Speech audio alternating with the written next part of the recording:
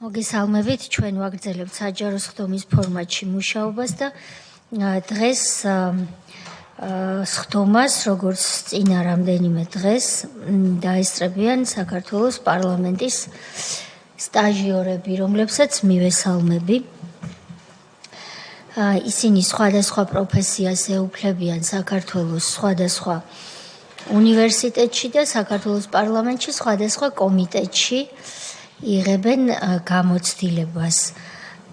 აქ საუბარია როგორც ჟურნალისტიკაზე, ასევე სამართალმცოდნეობაზე, საერთაშორისო სამართალზე, მათ შორის ასევე საზოგადოებრივი ჯანდაცვის სფეროზე. ყველა მათგანს, რა თქმა უნდა, წარმატებებს ვუსურვებთ და მადლობა, რომ გამოხატეთ ინტერესი, რომ დაესწროთ ამ კომისიის სხდომას. რა კი ახალგაზრდები გვესწრებიან, თითოეული ჩვენი კომისიის წევრის პოზიციას კიდევ ერთხელ ხმამაღლა ვიტყვი და ასეთი იყო ქართული ოცნების, როგორც პოლიტიკური გაერთიანების ნება, რომ ეს კომისია სხვებს შორის შექმნილიყო სწორედ იმისთვისაც, რომ ახალგაზრდა თაობას ცოდნოდა, როგორ იმართებოდა ჩვენი სახელმწიფო 2003-2012 წლებში და 2012-2024 წლებში, რა სირთულეებს აწყდებოდა და აწყდება დღევანდელი პოლიტიკური ხელისუფლება. ალბათ უნდა ვთქვათ ისიც, რომ მე და ზოგიერთ შეიძლება ჩემნაირ ადამიანს ქონდა გარკვეული ფიქრები, ეჭვები, რომ არის თუ არა კიდევ ერთხელ საჭირო, რომ ასეთი საჯარო ფორმატით ეს ტკივილები კიდევ ერთხელ გავაღვიძოთ და ხომ არ ჯობს უფრო, ასე ვთქვათ, სხვა კლასიკურ სამართლებრივ ფორმატში მოექცეს ეს გასამართლების პროცესი, მაგრამ ჩვენი კომისიის მუშაობა მე მგონი ადასტურებს, რომ ღირდა ამ საჯარო ფორმატის გამართვა, იმიტომ რომ რაც არ უნდა მძიმე იყოს ამ ყველაფრის გახსენება, აღმოჩნდა, რომ თქვენი ასაკის ახალგაზრდებს და კიდევ უფრო თქვენზე უმცროსებს საერთოდაც გვარებით და სახელებითაც კი აღარ ახსოვს, ვინ მართავდა იმ ქვეყანას მაშინ. ამიტომაც ჩვენ დღეს მორიგჯერ შევეხებით იმ მტკივნეულ პერიოდს, ჩვენთან მობრძანებული გახლავთ ქალბატონი მაყვალა გონაშვილი, რომელიც წარმოადგენს მაშინდელ და ამჟამინდელ საქართველოს მწერალთა კავშირს, ვინც არ იცის ახალგაზრდა თაობის წარმომადგენელმა, უნდა ითქვას, რომ მწერალთა კავშირი სხვა ხელოვანთა პროფესიულ გაერთიანებებთან, კავშირებთან ერთად იყო მხატვართა კავშირი, მაგალითისთვის კინემატოგრაფისტთა კავშირი და სხვა. ეს პროფესიული გაერთიანებები თავის დროზე უზრუნველყოფდნენ მოცემული პროფესიის წარმომადგენლების ერთობას. რა თქმა უნდა, კონკურენცია ყოველთვის იყო დაპირისპირებებიც, მაგრამ ეს იყო ყოველთვის პროფესიული და გარკვეულ ჩარჩოში მოქცეული. მწერალთა კავშირი, მე ჩემს ბავშვობას თუ გავიხსენებ, იყო ის ადგილი, სადაც თითოეულ მწერალს, მათ შორის ჩემი ოჯახის წევრსაც, ყოველ დილით გული მიუწევდა, მიუჩქაროდა, უხაროდა იქ მისვლად, მაგრამ დადგა ერთი დღე ნაციონალური მოძრაობის რეჟიმის დროს, როდესაც მწერლებს მწერალთა კავშირში ნიღბიანი სპეცრაზმელები შეუვარდნენ და მწერლები მწერალთა კავშირიდან გამოიყვანეს. აი ამ თემასთან დაკავშირებით ვთხოვეთ სწორედ ჩვენ ქალბატონ მაყვალას მობრძანება, მადლობა მას, რომ დაგვთანხმდა და თუ ის უკვე არის ახლოს მოსული, იქნებ დარბაზშიც შემოვაცილოთ უკვე.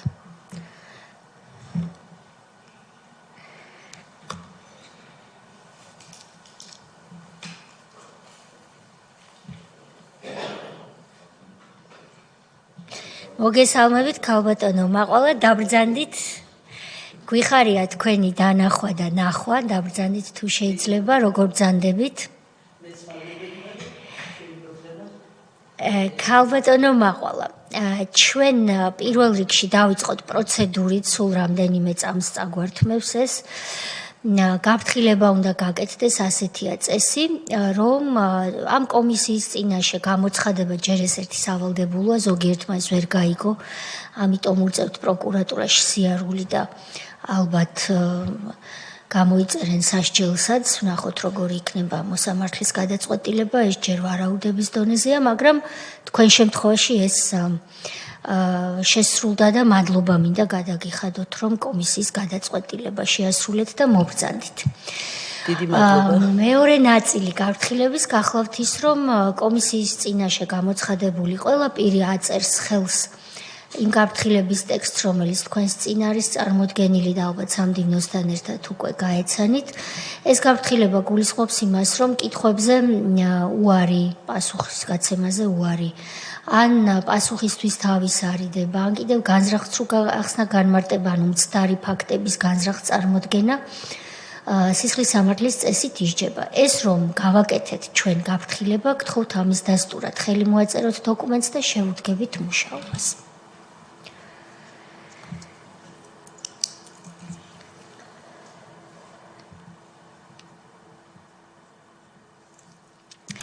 ქალბატონო მაყვალა, ვის და თქვენ არ გჭირდებათ ახსნა თუ როგორ ვიმუშაოთ.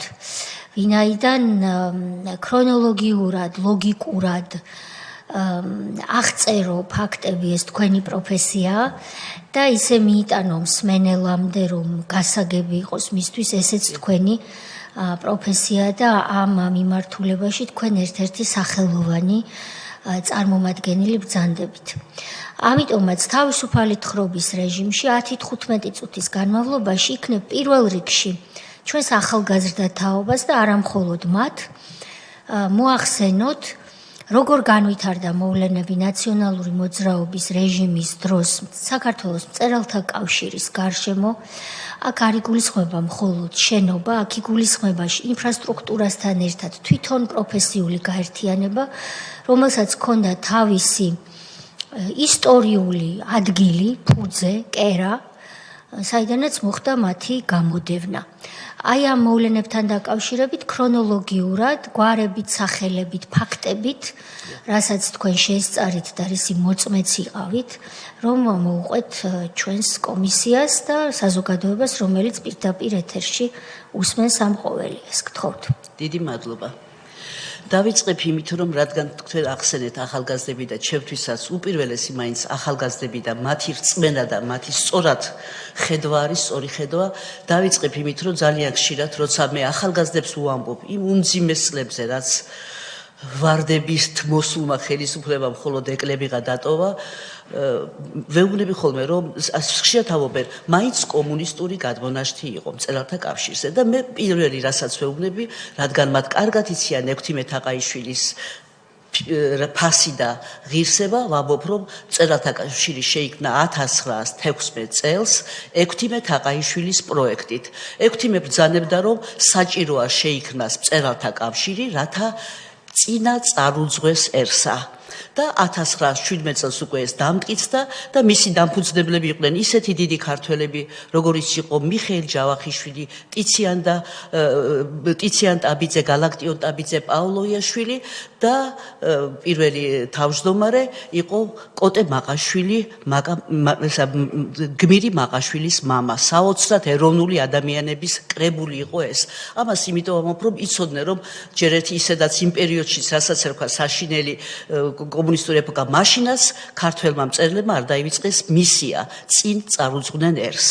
მეორე რისი თქმაც მინდა, ეს არის, რომ 2004 წელს როგორც კი მოვიდნენ და ვარდების რევოლუცია, მწერალთა კავშირის იმდროიდელი თავმჯდომარე გადადგა, ჯერ არ უწევდა მას გადადგომა, იმიტომ რომ უკვე კარგად იცოდა, რომ ადამიანი, რომელმაც დაწერა გიჟი სახურავზე, ჯერ კიდევ ქართველებს ეგონათ, რომ გმირი მოდიოდა და მან დაწერა გიჟი სახურავზე, ამის გამო იცოდა, რომ მწერალთა კავშირს ძალიან ცუდი დღეები ელოდა. ამით შეეს მე მაშინ მოადგილე ვიყავი და აი პირველი რაც იყო ის, რომ ქართველი მწერლები, ეროვნული მწერლები ტაშით და მართლაც ვარდებით არ დახვდნენ ახალ ხელისუფლებას. ამას მოსდევს ის, რომ სულ მცირე ხანში მწერალთა კავშირში მოდის წერილი, რომ მწერალთა კავშირის ისტორიული შენობა, რომელიც 1920 წლიდან მწერლების საკუთრება არის. ეს უკვე ზოგჯერ არასწორად ამბობენ, რომ თითქოს ის გადასცა მისმა პირველმა მფლობელმა სარაჯიშვილმა. სარაჯიშვილის სურვილი იყო, მაგრამ ის გაცილებით ადრე გარდაიცვალა. შენობა ეკუთვნოდა ხოშტარიას და ტიციან ტაბიძის, პაოლო იაშვილის და მიხეილ ჯავახიშვილის თხოვნით მან ეს შენობა გადასცა საქართველოს მწერალთა კავშირს. როცა შემოვიდნენ კომუნისტები და აპირებდნენ ამ შენობის შტურმით აღებას, ისე როგორც აიღეს ეს სააკაშვილის ხელისუფლების დროს, დახვდა ისევ ქართველი მწერლობა და იმ დროის ერთ-ერთი იურისტი, რომელიც იყო სახელად ბარათაშვილი, ასეთ სიტყვებს ამბობს. ყველა დროის თავრობას წევლით მოიხსენიებს საქართველო, თუ ის ქართველ მწერლებს ამ შენობიდან გამოდევნის. ის რაც ვერ გაბედეს პირსისყრიანმა კომუნისტებმა, გაბედეს დემოკრატიის ნიღბით მოსულმა ადამიანებმა. პირველი რაც ჩვენთვის იყო შემაწუხებელი, ეს არის ის პერიოდი, ჩემზე უკვე თქვენ მოგეხსენებათ, როცა გონია რომ ბრეხტის სპექტაკლის გმირი ხარ, იყიდეთ რამე, იყიდეთ ჩქარა, გესმის ყველგან, ხედავ ტელევიზიით ბათუმში როგორ გამოდევნეს დევნილები და როგორ უჭირავს ხელში დედას ინვალიდი შვილი, შიშიმოპირსვავობთ ახლა, მაგრამ ამით არ სუბუქდება მისი ტკივილი და როგორ ყრიან ფანჯრიდან ყველაფერს ამ ქალბატონი. აი ეს ამ პერიოდში ერთადერთი ორგანიზაცია, ვინც საოცარი პროტესტი გამოხატა და წერილებს ბეჭდავდით, ვიყავით ჩვენ მწერალთა კავშირები და ძალიან მალე ჩვენც მივიღეთ წერილი, რომ მწერალთა კავშირის შენობა უნდა გადასცემოდა ეკონომიკის სამინისტროს. ეს არ იყო ესე უბრალო წინადადება და უბრალოდ თავზარდამცემი წინადადება, იმიტომ რომ კარგად ვიცოდით, როცა ეკონომიკის სამინისტროში გადადიოდა ქონება, როგორ იყიდებოდა. ამ პერიოდში მეც დამიბარეს პარლამენტში, იმის გამო რომ იფიქრეს იქნებ შევარბილოთ წინააღმდეგობებიო და შემომთავაზეს რომ თუ ინერვიულებთ მაგაზე შენობა მაინც დაკარგავთ, მაგრამ ჩვენ ფონდს შევქმნით და შენ იქნები ფონდის დირექტორიო. ამ დროისთვის თავმჯდომარე, ამ დროისთვის რადგან გვარებით უნდა დავასახელოთ, ეს არის წესი სამართლიანობის, კომიტეტს ხელმძღვანელობდა ბატონი ნოდარ გრიგალაშვილი, რომელიც თავადამსწრელი იყო და დარწმუნებული ვარ, რომ მისთვისაც არ იყო მსუბუქი, ხლა მე ეს რომ მწერალთა კავშირის შენობაზე ასეთი შავი ღრუბელი იყო მოგროვილი და მე ვკითხე, რომ კი, მაგრამ მე და ბატონი ვაჟა აზარაშვილი ვიცავთ შენობებს, რომ არ გაიყიდოს. რა ბედი ელის მას? მითხრა, ეგ საკითხი უკვე გადაწყვეტილია უარყოფითად. გამოვედი და იმავე დღეს მე ბატონმა ვაჟა აზარაშვილმა, ბატონმა გიგა ლორდ-ქიფანიძემ გავმართეთ დიდი მიტინგი. მაშინ ჩვენ არ ვიყავით განებივრებული მხარდაჭერით, ისიც კარგად მოგეხსენებათ, რომ ჩვენ ხელფასები შეგვიწყვიტეს. ესეც კანონდარღვევით მოხდა, მაგასაც მოგახსენებთ. ისე გაიტანეს შემოქმედებითი კავშირების კანონი პარლამენტში, რომ არც ერთმა შემოქმედებითმა კავშირმა არ ვიცოდით, რომ ჩვენი კანონი გადიოდა. და აი რა შეიცვალა. ჩვენ ვიყავით საჯარო სამართლის იურიდიული პირი, შეგვიცვალეს სტატუსი, გაგვხადეს IP და ეს უკვე იმას ნიშნავდა, რომ უამრავი უფლებები, რაც კი ჩვენ იქამდე გვქონდა, მათ შორის ხელფასიც უეცრად შეწყდა. ვიყავით ყოველგვარი მხარდაჭერის გარეშე სახელმწიფოსგან, არა ხელფასი და უკვე ვკარგავდით მთავარ რამეს, შენობას. წაგვართვეს ყველაფერი. წაგვართვეს მაჩაბლის 11, რომელშიც ახლა ოლიმპიური კომიტეტია, ის იყო ზვიად გამსახურდიას მიერ საჩუქრად გადაცემული ქართველი მწერლებისთვის და ბატონი მუხრან მაჭავარიანის თავმჯდომარეობის დროს. გაგვიყიდეს პოლიკლინიკა, რომელიც მწერალთა კავშირის საკუთრება იყო. გვართმევდნენ აჭარაში მწერალთა დასასვენებელ სახლს. მე სასამართლოდან სასამართლოში მიწევდა სიარული თითქმის ყოველდღე მახსოვს, მარტო იანვრის თვეში 12 ჯერ მომიწია ბათუმში ჩასვლა, იმიტომ რომ დამეცვა იქაური ქონება. ყველაზე შემზარავი კი ეს ყველაფერი მაინც იყო მტკივნეული, მაგრამ არა შემზარავი. ყველაზე შემზარავი იყო ის, რომ როცა ჩვენ ბოლოს მივიღეთ წერილი ხელისუფლებისგან, რომ უნდა დაგვეცალა შენობა,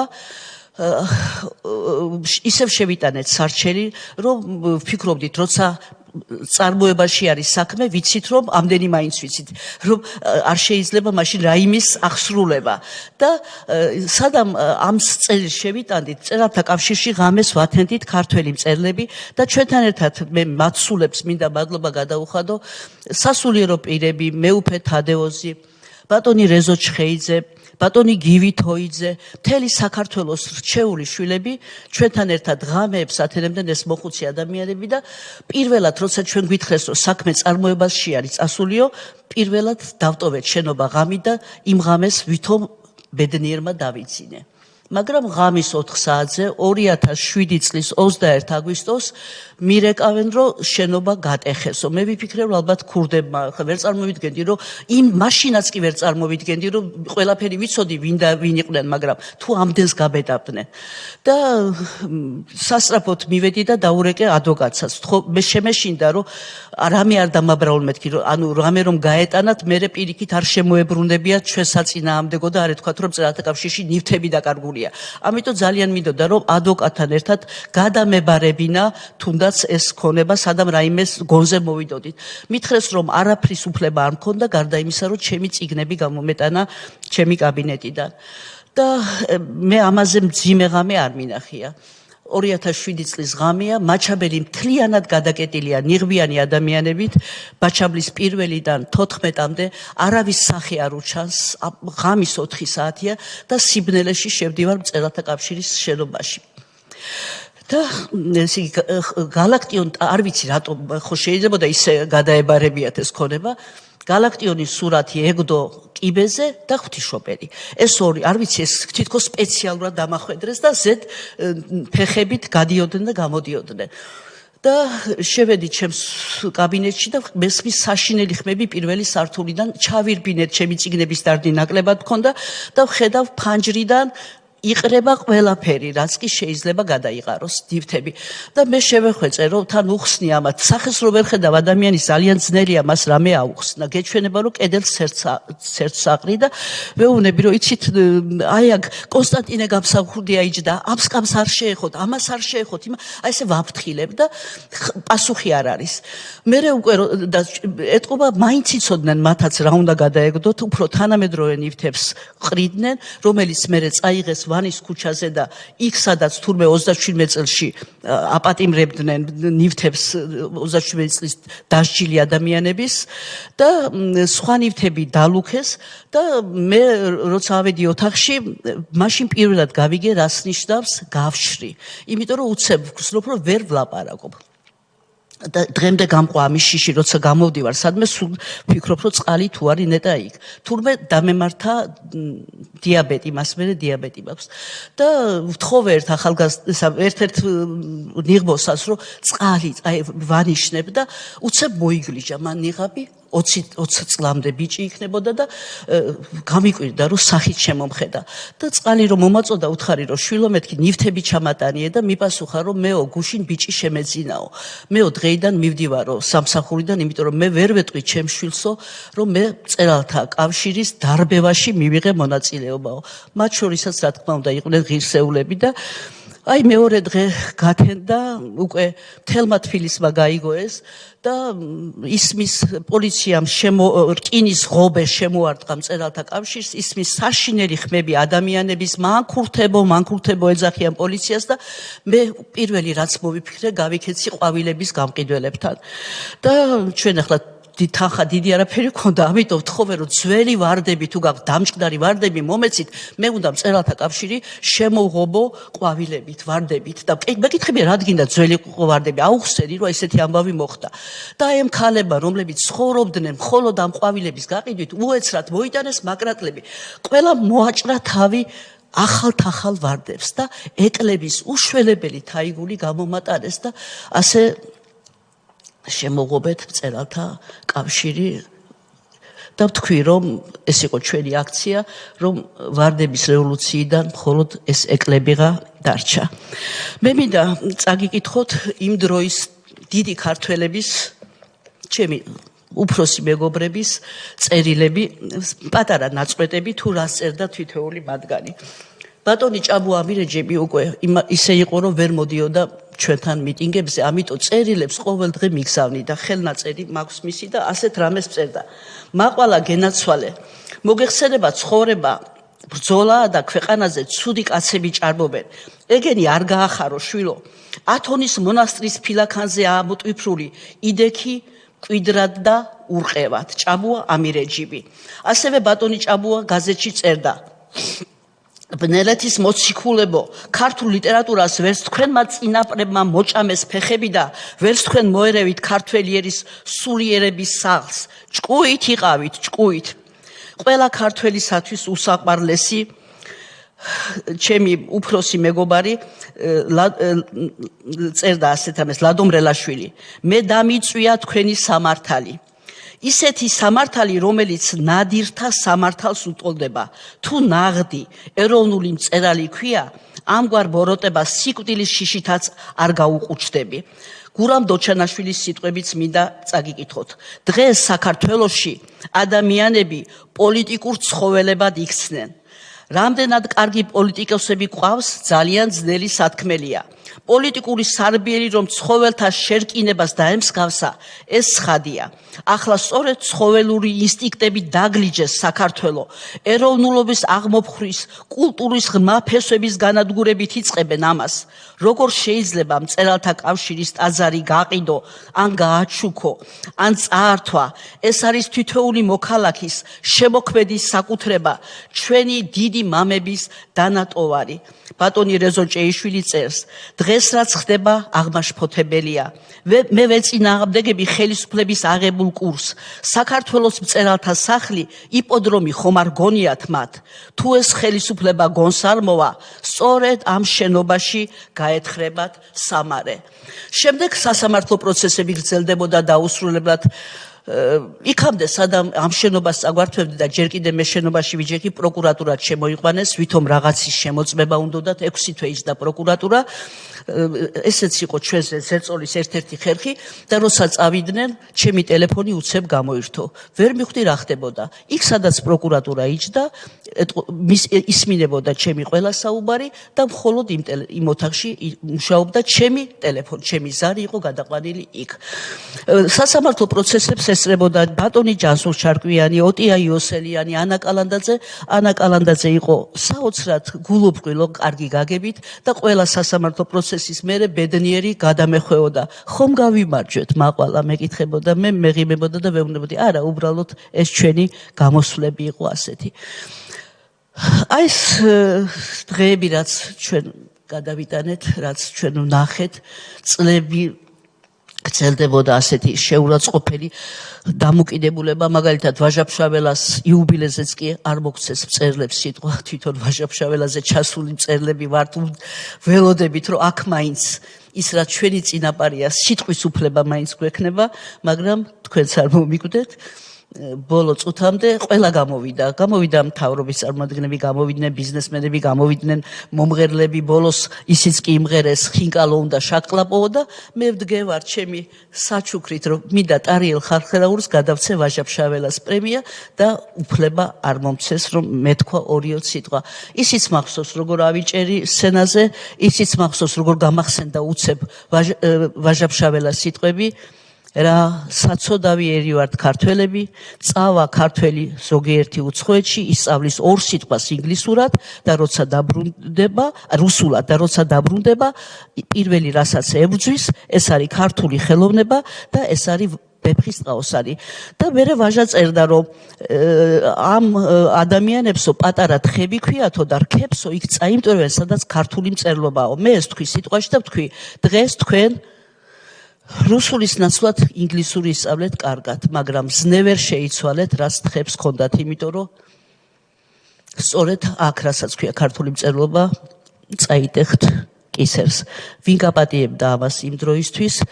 პირველი რაც დამემართა იყო დიაბეტი და მეორე რაც მაშინ დამემართა შენობის წართმების მერე 10 ღამე საერთოდ არ დამძინებია და დამეწყო საშინელი წონასწორობების დაკარგვა და მხოლოდ იმიტომ ვიდექი ფეხზე, რომ ამას ითხოვდნენ ჩემი კოლეგები და მე უფლება არ მქონდა, რომ მეღალატა მათთვის.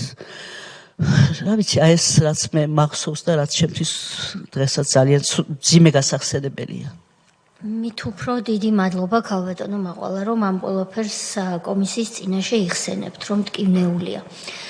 თქვენი ნებართვით კითხვებს დავსვამთ. თქვენ თუ გქონდათ ან თქვენს რომელიმე კოლეგას მცდელობა, რომ შეხვედროდით მაშინდელ კულტურის მინისტრს, ვინ იყო ეს? პირველი კითხვა. ან სხვა მაღალჩინოსანს იმდროინდელი რეჟიმის, რომ რაღაცნაირად პრობლემა მოგეგვარებინა. რა თქმა უნდა.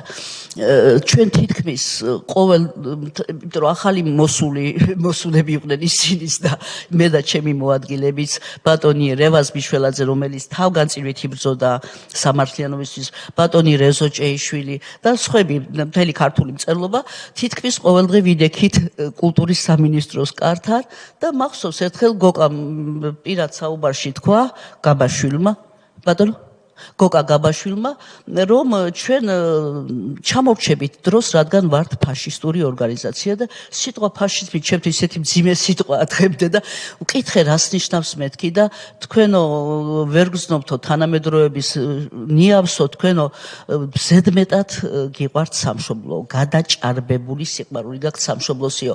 მე მახსოვს, რომ ძალიან ბევრჯერ ვიყავით ჩვენ მასთან, ფანტასტიკური წერილი დაწერა მე ამაზე ბატონმა რეზო მიშველაძემ უწერს ასეთ რამეს, რომ შვილო გოკა, შენ ჩემი ვაჟიშვილის ხელა ხარ, ეხლა ის საძმო საფლავზეა, საქართველოს თავისუფლებას შეეწირა, შენ კი კაბინეტში ზიხარ და ჩვენ ქართველი მწერლები ამ სიცივეში საათობით გელოდებით, რომ იქნებ ნება იბოძოდა დალაპარაკებით მაინც დაგველაპარაკო. ბოლო ბრძოლა ძალიან დიდხანს გაგრძელდა და ერთადერთი მახსოვს ნიკა რურუა სიტყვიერად შეგვირდა, რომ უკვე იყო ლაპარაკი, ძალიან ესე იგი რო ვერაფრით ფიქრობ, რომ ვერ მოგვერივნენ, იმიტომ რომ დაუსრულებელი პროცესი იყო. ნიკა რურუამ გითხრა, რომ ჩვენ შემდეგში უკვე ეს იქნებოდა მწერლების სახლი და გვექნებოდა რამდენიმე ოთახი. ეს იყო ერთადერთი ცოტა დადებითი, რაც მთელ ამ პროცესში მე მახსოვს და აქ უფლება ესეც არ თქვა. რაც შეეხება ხელისუფლებასთან შეხვედრას, არ შევხვედრივართ, არც იყო ამის საშუალება, იმიტომ რომ მათ დიდად არ ვეხატებოდით ჩვენ გულზე. თუმცა ბოლოს მოხდა ასეთი რამ, რომ როცა უკვე 7 ნოემბერმაც გაიარა და თვითონ ბატონი მიხეილ სააკაშვილის პრესტიჟიც საკმაოდ შერყეული იყო, მითხრეს, რომ მას ჰქონდა სურვილი მწერალთა კავშირის 90 წლის თავზე სიტყვით გამოსვლის. რაზეც მე კატეგორიულად თქვი წინა უარი, იმიტომ რომ ის რაც მოხდა 7 ნოემბერს, იმის მერე არც ერთ ხელისუფალს არ ჰქონდა უფლება, რომ ჩვენს გვერდზე დამდგარიყო. ისევე, როცა ჯემალ აჯიაშვილის პრემია გაიცა, მე ვიყავი ამ პროექტის ხელმძღვანელი წიგნისა, რუსთაველის პრემია მისცეს და დამიბარეს, რომ პრეზიდენტის სასახლეში უნდა მივსულიყავი და ამეღო, რადგან უკვე ჯემალი გარდაცვლილი იყო ეს პრემია, მე უარი განმაცხადე, რომ მივსულიყავი ამ შეხვედრაზე.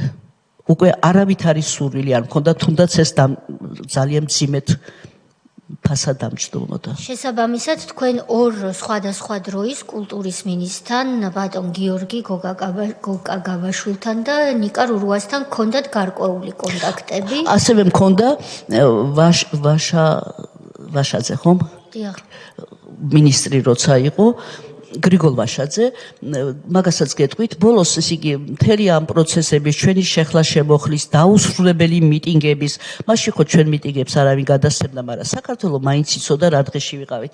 მახსოვს რუსთაველის ძეგლთან გამოფინეთ ბანერი ვის შევჩივლო რუსთაველი მგუთარია და რას არ ვაკეთებით, ამის მერე უცებ მირეკავენ დამლაგებლები და მეუბნებენ, უიმე ქალბატონო მაყვალა მგონი შენობას გიბრუნებენ, ჩვენ უკვე დაგვიბარეს, მწერალთა სახლი ერქვა, ამ დონეზე ვიგებთ და ვალაგებთ შენობას და უცებ მივხვდი, რომ რაღაც კიდევ ერთი მზაკრობა მზადდება და სასწრაფოდ დაურეკე ქართველ მწერლებს და მივადექით შენობაში დაგხვდა რამდენიმე მწერალი, რომელიც იმ დროს აღიქმებოდა სააკაშვილის მომხრე მწერლებად, მათ შორის იყო სამადაშვილ კორძაია, იყო იმდროინდელი საკრებულოს თავმჯდომარე მწერალი და კიდე რამდენიმე ადამიანი და დანარჩენი მთელი ქართული მწერლობა გარეთ ვიდექით. და მე გამოვაცხადე, რომ სიცოცხლის ფასად არ შეუშვებდი სხვას თუ ნამდვილ მეპატრონეს არ შეუშვებდნენ შიგ. ვაშაძე იქ იყო, უნდა გაეხსნა და შეწყვიტა იმ წუთას ეს შეხვედრა და დაგვიბარა. გვითხრა, რომ არ ინერვიულოთ ქართველო მწერლებო, მე ერთ თვეში გადავწყვეტ ამას. ჩვენ დაბრუნდით ბედნიერები, მთელი ქართველი მწერლები ერთმანეთს ულოცავთ და ღამე გამოცხადა, რომ ვაშაძე სხვა თანამდებობაზე გადავიდა. ეტყობა იცოდა და იმ წუთას გაანელა ჩვენი დიდი ეს თან ასე თქვა სიტყვები ახლა აბასიანათაც ვიხსენებდით იუმორში სადამე აქავარო თქვენი საქმეო კარგად იქნებაო ზუსტად 1 საათი იყო იქ და დამთავრდა ამით ჩვენი ბედნიერება და ჩვენი ტაში ასეთი კურიოზებიც ჰქონდა იცოდა რა რომ საგარეო საქმეთა მინისტრის მოადგილედ ინიშნებოდა 1 საათში გამოცხადა ჩვენ გამოვედით შენობიდან ვრეკავთ წერლებთან ულოცავთ ერთმანეთს და ტელევიზორი ჩავთეთ და მივხვდით რომ ხან მოკლე იყო ჩვენი დღესასწაული. ქალბატონო მაყვალა, როდესაც მწერალთა სახლი შეიქმნა და თქვენ ეს დამლაგებლებისგან როგორც თავადბრძანეთ შეიტყვეთ. ვინ დაინიშნა მწერალთა სახლის ხელმძღვანელად და ახალ ხელმძღვანელთან თუ გქონიათ ურთიერთობა ან მარტივად შევიდა ის შენობაში თუ არა სირთულეები ხომ არ შეხვდა ამ პროტესტის ფონზე ამ დროისთვის როცა დაინიშნა ნატა ლომოური რამდენიმე იმაშინ ვერ შევიდნენ ამ პერიოდისთვის ვფიქრობდით უკვე რომ რაღაც დადებითისკენ წავიდოდა დასაწყისში თითქოს მწერალთა კავშირით შეიყვანეს საბჭოში მაგრამ უცებ გაქრა ეს იმედები და ველოდებოდით იცით რა არის მე გამიგია სიტყვა რომ სულელიო იმიტომ არისო რომ სულელისო მაგრამ ჩვენ მაშინ ჩავთვალეთ რომ რადგან შეპირებული იყო ის ხელისუფლება სააკაშვილის ხელისუფლება რაღაც დადებითი იქნებოდა მაგრამ არავითარი ერთადერთი რისი უფლებაც მოგცეს ეს და დღემდე ასე გრძელდება ჩემო საყვარო ის იყო რომ ჩვენ უფლება მოგვეცა უკვე ამ შენობაში საღამოების ჩატარების მაგრამ კურიოზებს ჰქონდა ადგილი დღეს მწერალთა კავშირი სად არის ხომ უნდა ვიკითხოთ არა ეს ისტორიული ორგანიზაცია ესე იგი მწერალთა კავშირი დღეს არის თავისუფლების მოედანზე ადრე როგორც მოგახსენეთ ჩვენი იყო ოლიმპიური კომიტეტის შენობაც მაჩაბლის 11 და მისი უკანა მხარე გადატიხრული არის იმიტომ რომ ტოლვილები იყვნენ შეჭრილი და როცა ჩვენ ქუჩაში დავრჩით თვითონ ტოლვილები მოვიდნენ აი ეს იყო საოცარი რაღაცა რომ ერთადერთი ვინ ჩვენ მხარს გვიჭერდა ისევ იყვნენ ქართველი ადამიანები რომლებიც საშინლად განიცდიდნენ ჩვენ მდგომარეობას და რამდენიმე ოთახი მოგცეს ოთახი რომელიც არის საოცრად ავარიული შენობა სადაც იატაკზე შეიძლება მხოლოდ დადო საარქივო ნივთები, იმიტომ რომ საშინელ მდგომარეობაშია შენობა, კედლები დაბზარული და ერთი შემთხვევა მქონდა ერთ-ერთი ქვეყნის ელჩმა გადაწყვიტა რომ ანთოლოგია გამოსულიყო და თურმე მიასწავლეს მწერალთა სახლიდან რომ საქართველოს მწერალთა კავშირი იმ შენობაშიაო. ნუ შემოსულა ჯერ ვერ წარმოუდგენია რომ იმ საშინელ პირობებში, სადაც საჭმლის სუნია, სადაც კატები და ძაღლებით ის არის კიბეებზე და ყველაფერი განადგურებულია, კედლები გადახსნილია. ვერ წარმოიდგენდა რომ იქ იყო, მაგრამ მაინც ვაშკაცურად ასულა მეოთხე სართულამდე. აი მეოთხე სართულზე როცა ასულა, ცუდად გამხდარა, იმიტომ რომ ერთ-ერთი ტოლვილი გარდაცვლილ და ჩემს კაბინეტზე კუბო იყო მიყუდებული. ასე რომ მეზობლები იუმორში ყვებოდნენ, როგორ მირბოდა ელჩი კიბეებს, როგორ ახდებოდა.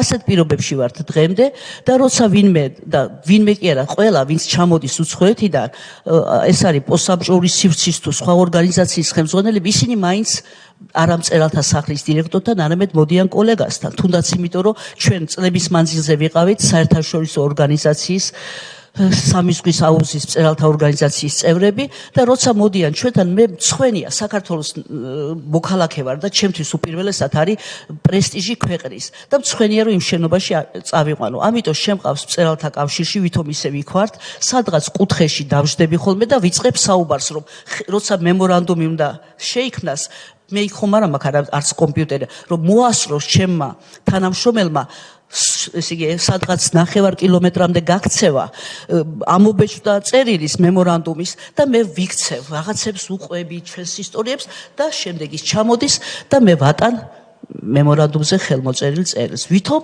იმ შენობაში ვარ ადრე იცოდნენ ასეთი რაღაცა ღარიბ ადამიანს სასიზოს აჩვენებდნენ ხოლმე მდიდარი ნათესავის სახში დღესაც ასე ვართ ღარიბი ნათესავები ორგანიზაცია, რომელსაც არ აქვს არავითარი დაფინანსება, ორგანიზაცია, რომელსაც აღარ აქვს თავისი უდიდესი ქონებიდან არაფერი, ისეთი ქონებაც კი წაგვართვეს, რაც ისტორიულად დიმიტრი ყიფიანის დანატოვარი იყო და მისი შვილიშვილის ნაჩუქარი ქვიშხეთში, სადაც გაიზარდა თაობები და ჩვენს მიერ აშენებული შენობები იყო, ყველაფერი რაც გააჩნდა ქართულ მწერლობას, მწერალთა კავშირს, ქართულ მწერლობას და მწერალთა კავშირს რატო გამოვყოფ, იმიტომ რომ მწერალთა კავშირი იყო ორგანიზაცია, რომელიც ეროვნულ ცნობიერებაზე იყო დაფუძნებული და არსებობდნენ რამდენიმე ახალგაზრდა ლიბერალი მწერლები, რომლებიც ჩვენთან არ შემოვიდოდნენ ორი მიზნის გამო.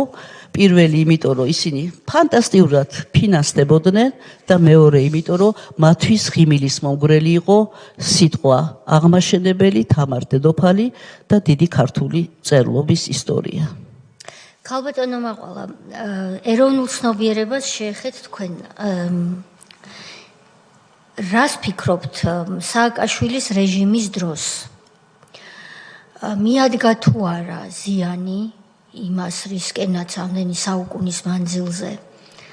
მიუხედავად ბევრი სირთულის და ჭირვარამისა ჩვენი ერი მიისწრაფვოდა, რომ შეენარჩუნებინა ის მთავარი რაც არის ქართული სული, კულტურა, ენა, სარწმუნოება.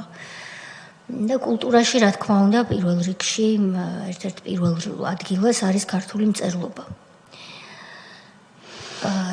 როგორ ახასიათებთ ამ ზიანს, თუ თვლით, რომ ზიანი მიადგა?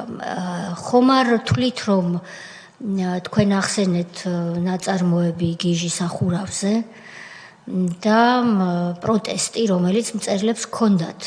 მიუხედავად იმისა, რომ საზოგადოების ძალიან დიდი ნაწილი თვლიდა, რომ კარგი რამ დაემართა ჩვენს ქვეყანას ვარდების რევოლუციის შედეგად. თქვენ მაინც თვლიდით, რომ ეს არც თუ ისე კარგი რამ იყო და რომ რეალურად ასე ქვია, მავნებელი გიჟი მოვიდა ხელისუფლებაში. ამას თქვენ პირველივე დღეებიდანვე ხედავდით და ხომ არ იყო ეს რიტორიკულად სვამ ამ კითხვას, მაგრამ პასუხია საინტერესო. მწერალთა კავშირის ზე გადაკიდება და შურისძიება იმ მწერლებზე, ვინც წინააღმდეგობას უწევდა ძირშივე ახალ ხელისუფლებას, თუ ეს იყო უფრო რაღაცა მასშტაბური და შენება თუ ჩამოყალიბება ახალი ქართველისა, რომელიც უნდა ყოფილიყო გოკა გაბაშვილისნაირი, გიორგი კანდელაკისნაირი, ბაბუცა პატარაიასნაირი, ბაია რომ დაირქვა ახლა და ასეთი ბაბუცებისნაირი უნდა ყოფილიყო ქართველი ქალი და ქართველი მამაკაცი და არა ვთქვათ ისეთი, როგორებსაც ვიყავით მიჩვეული ადრე და რასაც ვიყავით მიჩვეული ადრე, ანუ ტრადიციას, ღირებულებებს, ეს შეირაცხა დასაცინად და ფაშიზმად, როგორც მინისტრს უთქვამს კიდეც თქვენთვის. ანუ რო შევაჯამო შეკითხვა, იყო ეს ლოკალური დარტყმა თუ უფრო რაღაცა მასშტაბური ანტიქართული პროცესი? მოგახსენებთ. დიახ, ბრძანეთ. ბოდიში. პირველ რიგში დიდი მადლობა, ძალიან ემოციური გამოსვლა იყო და რა ვიცი, შეუძლებელია ისმენდე ამას და რაღაცნაირად არ განიცდიდე და ეხლა ქალბატონმა ამ რაც კითხვა დასვა. აი ეს დამოკიდებულება ქართული მწერლობისადმი, ეხლა თქვენზე უკეთ არავინ იცნობს იგივე სასკოლო პროგრამებს და როგორ აისახა აი სასკოლო პროგრამებში. მოგახსენებთ მაგასაც. დავიწყებ იმით, რომ როცა სადამ მოვიდოდნენ ჯერ კიდე ვარდების რევოლუციის მშენებელნი, იქამდეც ჩვენ მაშინ ვერ ხსნიდით, მაგრამ პროცესს ხსნობდით, არსებობს ახსნა, რომელსაც ნელ-ნელა ეხლა ჩვენ ხსნით, რაც ხდება დღეს და არსებობს განცდები, რომ ვერ გაგიგია რატომ. როცა ეს მოხდა და ყველაფერი რაც გადაიტანა ჯერ მწერალთა კავშირმა, ჩვენ პირველი მსხვერპლი ვიყავით. შემდეგ ამას მოყვა ჟურნალისტების დარბევა, ამას მოყვა უნივერსიტეტში მხცოვანი პროფესორების გამოკეტვა დახურულ შენობაში ტუალეტში შესვლის უფლებაც კი რომ არ მისცეს. ამას მოყვა საშინელი დამოკიდებულება უწმინდესისადმი. ცოტა ხანში ამას მოყვა აკადემიისადმი ცინიკური, ანუ იმაზე, რაზეც ქვეყანა იდგა, ქვეყნის ცნობიერება, მისი შეურაცხყოფა და დამცირება. მაგრამ რა უნდათ ყველაზე მეტად? სამი რამეს ემსახურებოდა ჩვენი განადგურება. პირველი და უპირველესი ეს იყო ისტორიული საძირკველის მორყევა, იმიტომ რომ ყველაზე მეტად ქართულ მწერლობაში არის გაცხადებული ერის სულიერება. და როცა მწერალთა კავშირი შეიქმნა, სწორედ ტიციან ტაბიძე ბრძანებდა, რომ ერის სული მწერლობაში ლაპარაკობს, სხვას არავის აქვს ერის სახელით ლაპარაკის უფლება, ეს მწერლის საღვთო საქმეა და თუ ვინმე საქართველოს მოკლა სურს, ჯერ მწერალს უნდა ესროლოს. ეს ის პერიოდია, რომ მოკლა აღარ ჭირდება ჩვენ, იმიტომ რომ ისედაც გამცირებენ 1000 გადაცემას, ისეთ გადაცემებს აკეთებდნენ, გული გაგისკდებოდა მწერალთა კავშირზე, დიდუბის პანთეონს შეურაცხყოფდნენ გადაცემებით მახსოვს. და პირველი სამი რამე უნდათ. პირველი ცნობიერების შეცვლა, ახალი ადამიანის მიღება. სხვათა შორის მე როცა მსოფლიო ლიტერატურას ვეცნობოდი, იქაც ვნახე, რომ თურმე ასეთ პროცესს ქვია გონების მალაყი. გონების მალაყი და გონების მალაყი უნდათ ქართველებს, ვისაც ყველაზე მეტად ქართული სიტყვა უყვარდათ, ამათ გონებაში მალაყი უნდა მომხდარიყო. მეორე რისთვისაც ხდებოდა, ეს იყო ქონების შოვნა სახელმწიფოს, ართმევდა ყველას და ყველაფერს, განკულაკება ხდებოდა და ამით ავსებდნენ თავის სალაროებს და მესამე, რაც ასევე უმნიშვნელო არ არის, ეს იყო შიშის დათესვა. რომ აი შენ ვინც მე არ მიმიღე გაშლილი ხელითა და გაშლილი გულით, ისეთივე პასუხს გაგცემ. სამივე გადაიარა სამივე ჩვენს თავზე და მე მახსოვს ამასაც მოყვები, რომ პროგრამები იყო მეთქი, რატო ვამობ. უამრავი არასამთავრობო ორგანიზაცია იყო მოგეხსენებათ და ფინანსდებოდა ისეთი პროგრამები, რომელიც ახალი ქართველის გამოყვანას უწყობდა ხელს. და მე მახსოვს, მე არ ვიცოდი მაშინ, რადგან უხელფასო დავრჩით, დავიწყე დევნა და ძებნა, რომ იქნებ რაიმე პროექტებით მაინც ორი თეთრი მოგცენ მეთქი. მე მაშინ არ ვიცოდი, რომ თურმე სოროსის ფონდი არ დაგაფინანსებს, შევიტანე წიგნი, ძალიან საინტერესო წიგნი საქართველოზე, რომ ქართველი ბავშვი როგორ უნდა გაგვეზარდა. მთელი ქართველი კლასიკოსები და მსოფლიო გამოცდილებით. და იქ იყო ერთი თავი რელიგიაზე. და მითხრეს, რომ იქ სადაც ქრისტიანობაზე არის საუბარი, ვერ დაფინანსდება. ასევე ევრაზიულ ფონდში დავინტერესდი, როგორ ხდებოდა პროექტების განხორციელება და მომცეს ერთი პროექტი, რომელიც როგორც მე ვფიქრობ გამარჯვებული იყო, ზურა ჭიაბერაშვილის, სადაც იყო განმარტებული, რომ უნდა იმისთვის, რომ მომავალში საქართველო იყოს ძლიერი, საჭირო არის დაივიწყოს წარსული.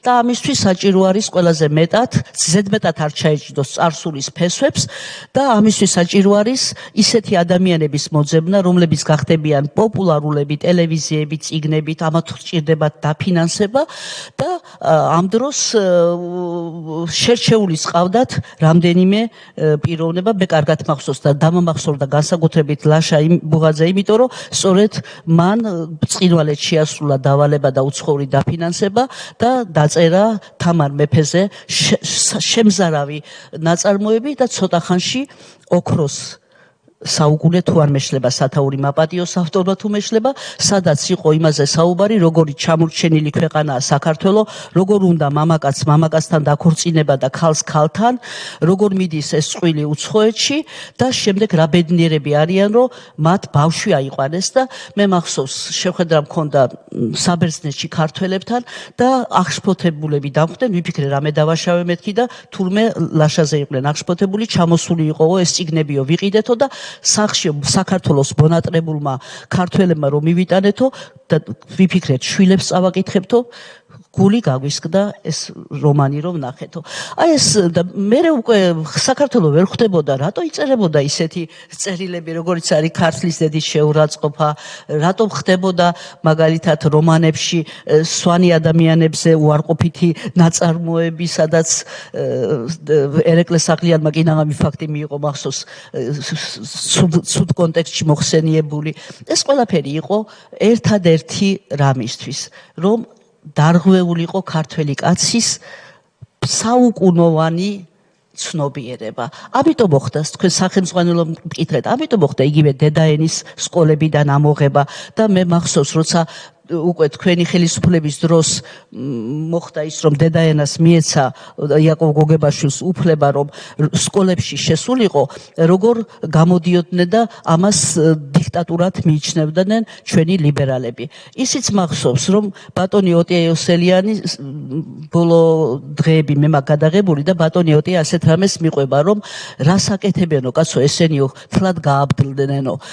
რატომ მეთქი ბატონო ოტია და დედაენაო ისე გააფუჭესო და თან ქვიაო წიგსო საავტორო წიგნიო და ვიკითხეო რას ნიშნავსო თურმე დედაენას რომ გააფუჭებ და გაანადგურებო ას არისო საავტორო წიგნიო და რომ მივედიო სკოლაშიო და დირექტორმა თავისი დაწერილი დედაენა მომცაო გადავშალეო პირველ გვერდზე აიაო გამიხარ და დედა პატივი უციათო იაკობ გოგებაშვილისო მეორე გვერდზე უკეო იყოო ესაო ხო და აითხაო არ გადმომიხტუდეს კაცო თხა წინო და მე იუმორში ამობდა რომ მე ხვეწებოდა დირექტორიო რომ ბოლომდე ჩადით ბატონო ღვინო რო გასინჯოო თხლემდე კი არ უნდა ჩაქვიდე რო დალე ვერ წვიც მიხვდები კაიათო ცუდიო და აი ესეთ თავს ვიქცევდით რომ იტყვიან იუმორით იმ პრობლემებზე რაც იყო.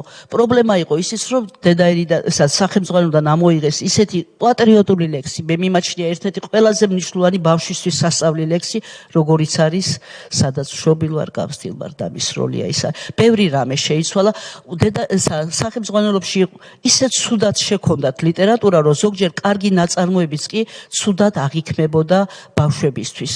და ყველაფერი ეს ერთ მიზანს ემსახურებოდა, რომ ჩვენ არა გვაქვს დიდი ლიტერატურული წარსული, რომ ჩვენ ჩამოვრჩებით ეპოქას და სამწუხაროდ დღემდე კარგი ლიტერატურის შეტანა სკოლებში დღესაც კი ძალიან ძნელია, მაგრამ არის სკოლები, საავტორო სკოლები, სადაც მაგალითად ავალებენ ბავშვებს, რომ მანდამაინც სულაკაურის გამოცდილების წიგნები იყიდონ და არც თუ ისე მაღალი მხატვრული ნაწარმოებები. ეს დღესაც კი ბოლომდე ძალიან ბევრი რამ არის ქალბატონო მთეა სამუშაო.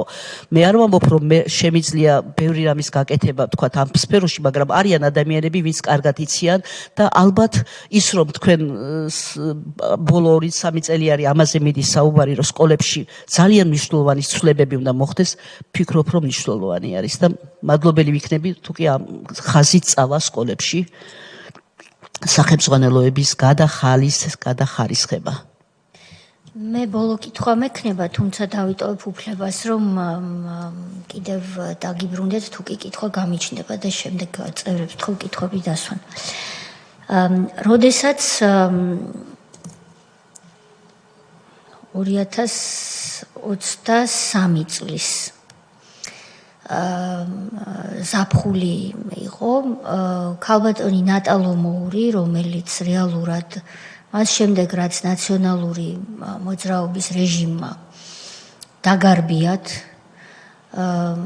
სპეცრაზმელების და ძალოვანი სტრუქტურების და მაშინდელი კულტურის ministris თუ არ მეშლება ნიკა იყო ნიკას დროს დაინიშნა მისი ხელდასმით ასე თქვა რომ ქალბატონი ნატალო მოური ასე ციმციმ შეიტანეს და დასვეს იქ სადაც დიდი ქართველი მწერლების სავანე იყო ხელმძღვანელად 2023 წელს მას ამოეწურა მორიგი ვადა იმიტომ რომ მას და კიდევ მის ნაირებს ასე ვთქვათ რო იცოდეს საზოგადოება ვინც არ იცის დაბევებული ჰქონდათ მოცემული თანამდებობა კი გაუვიდოდათ უფლებამოსილების ვადა მაგრამ აბა ერთი გაგებედა და აღარ გადაგენიშნა თანამდებობაზე ამაზე ტყდებოდა ამბავი და რომ გაუვიდა მორიგი უფლებამოსილების ვადა მორიგჯერ 2023 წელს ვინაიდან ის სწორედ 2007 წლიდან რაც თქვენ იქიდან ნიღბიანმა ადამიანებმა გამოგიყვანეს, ის შეიყვანეს. იმის მერე მართავდა მწერალთა სახლს. მან გააბატონა და გააფეტიშა ბუღაძეები და კიდევ მისთანები იმ შენობაში, ისე რომ სხვისთვის, ვინც ტრადიციულ მიმართულებას ერთგულებდა და რაც ჩვენ და მე ყოველ შემთხვევაში და ჩემნაირი ბევრია მწამს არა მხოლოდ ამ კომისიაში გონია რომ სწორედ ეს არის ქართული მწერლობა და არა ის რასაც წერს ბუღაძე მან გააფეტიშა ეს უმცირესობა და იქ მე მახსოვს ძალიან დიდი დრო დაჭირდა იმას რომ თქვენ თუნდაც საღამოები ჩაგეტარებინათ მოკლედ მე აღარ გავუგრძელე მას ახალი დანიშნა აღარ გავაკეთე. თქვენ გახსოვთ ალბათ რომ ამას მოყვა ძალიან დიდი ხმაური, პიკეტები, მიტინგები, შეურაცხყოფა რომ თითქოს ეს მამამ დაუტოვა და რომ ის იყო ხელშეუხებელი. ეს ლიბერალური ფაშიზმი, რომელიც არავითარ ჟანგბადს და სივრცეს არ უტოვებს განსხვავებულ აზრს.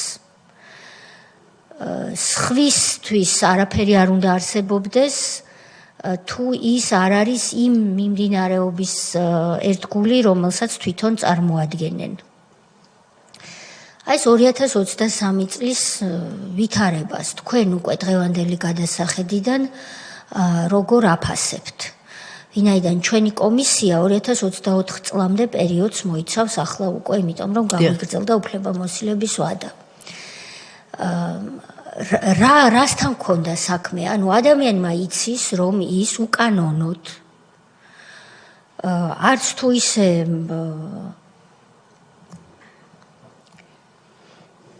გარდაცვლილზე არ ლაპარაკობენო, არც თუ ისე სახელოვანი წარსულის ადამიანმა, მინისტრმა მოიყვანა და ძალისმიერი მეთოდით დასვა და ის ნამდვილად ვერ იტყოდა თუ კი თავის თავთან მარტო რომ დარჩება ობიექტური იქნება საკუთარი თავისადმი, რომ რომელიმე მაშინდელი ცოცხალი მწერალს, რასაც ვეძახით, ბუღაძეს არ გულისხმობ, რამით აღემატებოდა, გნებავთ ასაკით, გნებავთ გამოცდილებით, გნებავთ მწერლობაში, რა გაუკეთებია ხომ, თავად არ არის მწერალი.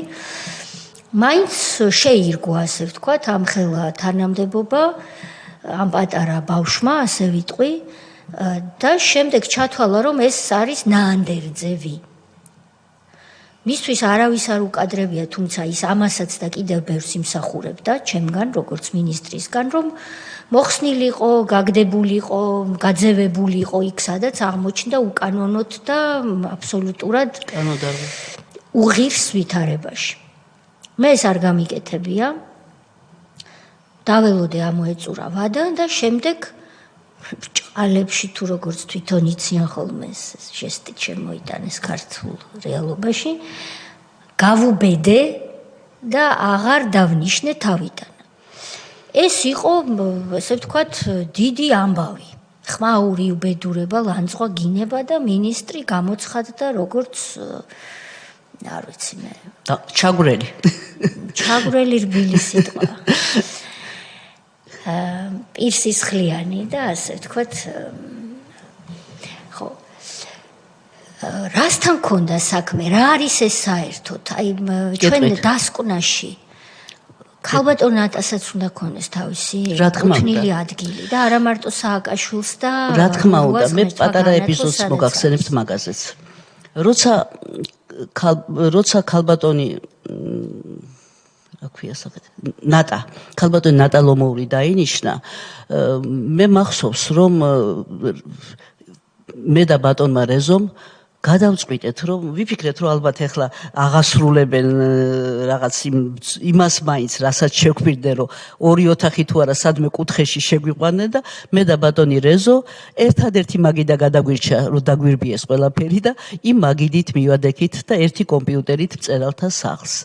და მახსოვს, რომ ნატა ლომოურმა ამ სიტყვის სრული გამოგვაგდო შენობიდან და ჩემ ცხოვრებაში პირველად, ახლა ბატონი რეზო ისეთი ადამიანია, არც აკადრებს სიტყვა შემეცოდას. აი შემეცოდა ბატონი რეზო მიშველაძე წვიმაში, როგორ იყო დაღნობილი მაგიდას და როგორ ვერ შევიდა თავის ისტორიულ შენობაში.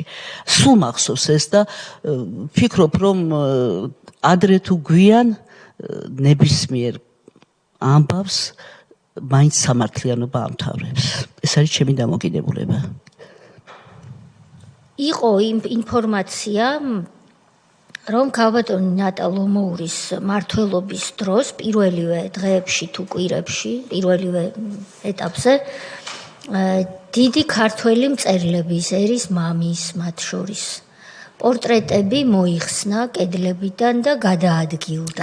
ეს სწორია თუ სიმართლეა? კი, გადაადგილებული არის. ჩვენ დარბაზში ქონდა ილია და აკაკის დიდი პორტრეტი და ცენტრალურ დარბაზში. დიახ, ცენტრალურ დარბაზში ქონდა, ასევე ქონდა როიალი, იმიტომ რომ აუცილებელი არის ეს, როცა ღონისძიება არის და ის გადაადგილებული არის ნივთები ილიას და აკაკის ნივთები. კი ბატონო, მე ჩემი მხრიდან საზოგადოებას ის შემიძლია ვუთხრა, რომ ჩემი მინისტრობის დროს აღმოჩნდა, რომ იმ დაშენების გამო რომელიც თქვენი იქიდან გამოყვანის მერე მოხდა, როგორც ვიცი, სასტუმრო რომ დააშენეს. დააშენეს და სასტუმრო გაკეთდა რეზიდენცია მწერლებისთვის, თუმცა იქ რა თქმა უნდა, მხოლოდ ის უცხოელი მწერლები შედიოდნენ, ვინც ლიბერალურ მიმართულებას ქადაგებდა და იქ არ იყო ადგილი, ვთქვათ, ისეთებისთვის, ვინც განსხვავებულსაც იტყოდა, ხომ, თუ მრავალფეროვნებას ქადაგებ. ანალოგიურად ფესტივალებიც ასე ტარდებოდა. მხოლოდ ამ ნიშნით ჩამოყავდათ მწერლები. გამოიწვია ის, რომ ამ ისტორიულ შენობას საძირკველზე გაჩენილი ჰქონდა ბზარები და ჩვენ შევძელით და გავამაგრეთ საძირკვლები ფუნდამენტურად. და ამით ძალიან ბედნიერები ვიყავით, იმიტომ რომ რეალურად როგორც ჩანს ყველანაირი გეოლოგიური კვლევის და შესაბამისი პროცედურების გარეშე იყო ეს დაშენება გაკეთებული. ანუ ზედაპირულობა როგორც ბევრ საქმეში. წევრებს ვთხოვ შეკითხვებს, ბატონი თენგიზი, ბატონი გურამი, ბატონი ილია. გთხოვთ ბატონი თენგიზი. მოგესალმებით. უნდა ბედნიერება თქვენთანაც ბატონი ზუსტად უფრო ხანგრძლივი ურთიერთობისა და სხვა რანგში. როცა მეზობელ ქვეყანაში სტუმრობდით ხოლმე. ამ დარბევების დროს თქვენ თქვით რომ ფანჯრებიდანაც გადაყარეს რაღაც ნივთები. რამე თუ გაქვთ ინფორმაცია ისეთი ფასეული, ვთქვათ, ჩვენი დიდი მწერლების ხელნაწერები, ან პირადი ნივთები, ან მათი ნაქონი ლიტერატურა, რამე ხომ არ დაკარგულა ისეთი, რომელიც მოისაკლისეთ ახლა ვთქვათ და დღეს შეიძლება უკვე აღარ აგვაქვს ეს სიმდიდრე. მოგახსენებთ მაგაზე, ესე იგი მე ასეთი შთაბეჭდილება დამჩა შემდეგ უკვე, რომ მათ შესწავლილი ჰქონდათ სადრაიდო, ჩვენ წინა დღეებში როცა ვიცოდით რომ უნდა დარბეულიყო შენობა, სრული აღწერა გავაკეთეთ სარაჯიშვილისეული ნივთების და დალუქული ჰქონდა. როცა მე მთხოვეს რომ გადამებარებია უკვე, როცა ნატალომორი მოვიდა, თქვა რომ არაფერია დაკარგული. ანუ გადავეცით სია და თვითონ ის რასაც მნიშვნელოვნად თვლიდით ძვირფას ნივთებს არაფერია დაკარგულიო. განადგურდა ყველაფერი, რაც თანამედროვე იყო. ყველაფერი, იმიტომ რომ ის დიდხანს ეგდო საწყობებში, ვანის ქუჩაზე, იტალიური ავეჯი იყო თუ რაც კი თანამედროვე იყო, ყველაფერი განადგურდა. ასევე იყო ბიბლიოთეკა, რომელიც აღარ არსებობს. ჩვეულებრივი წლების მანძილზე შეგროვილი წიგნები, ისტორიული წიგნები, ყველაფერი, არაფერი აღარ არსებობს და ასევე ვეღარ პოულობთ არქივს მწერალთა კავშირისას, რომელიც სარდაფში ჩააგდეს, ასევე წიგნებით სარდაფში ჩაიყარა. რა პერიოდის არქივია ახლა ბატონო მაყვა? რა პერიოდის არქივზეა საუბარი? დიდი პერიოდის არქივია ეს, ჩვენი მწერალთა კავშირი მუშაობა დაიწყო მწერალთა კავშირში 20 წლია. არა, საერთოდ არქივზეა? საერთო არქივზე ხო. კონკრეტული პერიოდის? არა, ვერ პოულობთ, სად რა არის. ხო, თვითონ აი მე ვამბობ მატერიალური ნივთები არა, მაგრამ ის რაც ჩვენთვის მნიშვნელოვანია, აი მაგალითად ამასწინათ სარდაფში ვეძებე მე ასევე ეს გადაყრილი ნივთები, ამასწინათ და რამდენიმე წლის წინ ხელს არასწორი ვთქვი და აღმოაჩინე უნიკალური ფოტოები, მაგალითად 1980 წელს მწერალთა კავშირის ყრილობაზე გოდერძი ჩოხელი როცა არის პატარა ბიჭი, რეზო ინანიშვილის და მისი დუეტი, საოცარი ფოტოები. აი ეს ყველაფერი, ყველა თითო ფოტოს კარგად მოგეხსენებათ რამხელა ფასი და რამხელა მნიშვნელობა აქვს. და ყველაზე გულსატკერი ჩემთვის ის არის კიდე რომ დღემდე ჩვენ კიდე კარგი რომ მოახერხეთ ვიდეო არქივი წამოღებული გვაქვს და ჩვენთან არის ბევრი მათგანი ჩემი შექმნილისა, იმიტომ რომ 20 წელია თავმჯდომარე ვარ და ყველაფერი შენახული მაქვს, მაგრამ უსახსრობის გამო ეს არქივი მძიმე მდგომარეობაშია.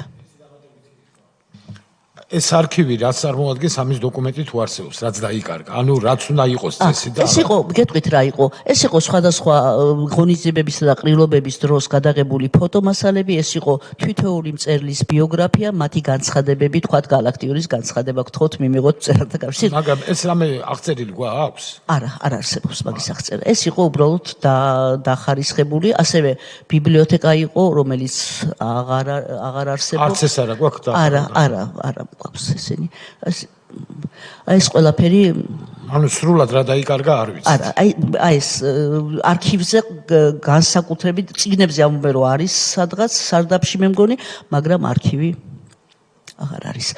კიდევ კარგი რომ რაღაც რაოდენობა ჩვენ გადმოვიტანეთ და ჩვენთან რაღაც ძალიან მცირე რაოდენობა გვაქვს. თუმცა მე დავამატებ რომ რაც გადარჩა ბოლო 20 წლის ყველაფერი შენახული გვაქვს. რაც გადაურჩა არქივი ის ქალბატონი მაყვალას და მისი კოლეგების ძალისხმევით დღემდე საუკეთესო ვითარებაშია შემორჩენილი, იმიტომ რომ რაც გადარჩა ის დამჭირდა არქივიდან გამოთხოვა ამას წინათ და მოცემული მწერლის თვითონ საქმე იყო აბსოლუტურად უნაკლოდ წარმოებული და შენარჩუნებული. რაც გადარჩა, რაც ვერ გადარჩა, ნუ იქ რა თქმა უნდა პრობლემაა. ბატონი გურამიჯერი იყო, ბატონი ილია, ბატონი ირაკლი. დიდი მადლობა ქალბატონ მაყვალამ, თქვენი მობრძანება კომისიაზე და ახსნა განმარტება, რა თქმა უნდა, პირველ რიგში არის ის, რომ ჩვენ კომისიის დასკვნაში აისახება ეს ფაქტები, რა სამწუხარო ფაქტებიც მოხდა ნაცმოძრაობის რეჟიმის დროს და მეორე და უფრო მთავარი ჩემი აზრით არის ის, რომ ჩვენ მთელი ამ კომისიის ხდომების განმავლობაში რა უბედურებებიც მოვისმინეთ აქ და მოისმინა სრულიად საქართველოს საზოგადოებამ, რაღაცნაირად შემაჯამებელი გამოდის ახლა თქვენი ახსნა განმარტებები იმ თვალსაზრისით, რომ როგორც ბოლშევიკური რეჟიმის მოსვლის პერიოდში იდეა იყო მათი, რომ იმ ქართულ იდენტობას, რაზეც იდგა საქართველოს ისტორია, უნდა დაეპირისპირებინათ რაღაც ახალი იდეა, სხვა შემთხვევაში ვერ მოიკიდებდნენ ფეხს და ეს ახალი იდეა შესთავაზეს რაღაცა სოციალიზმის სახით და ასე შემდგომ და ასე შემდგომ.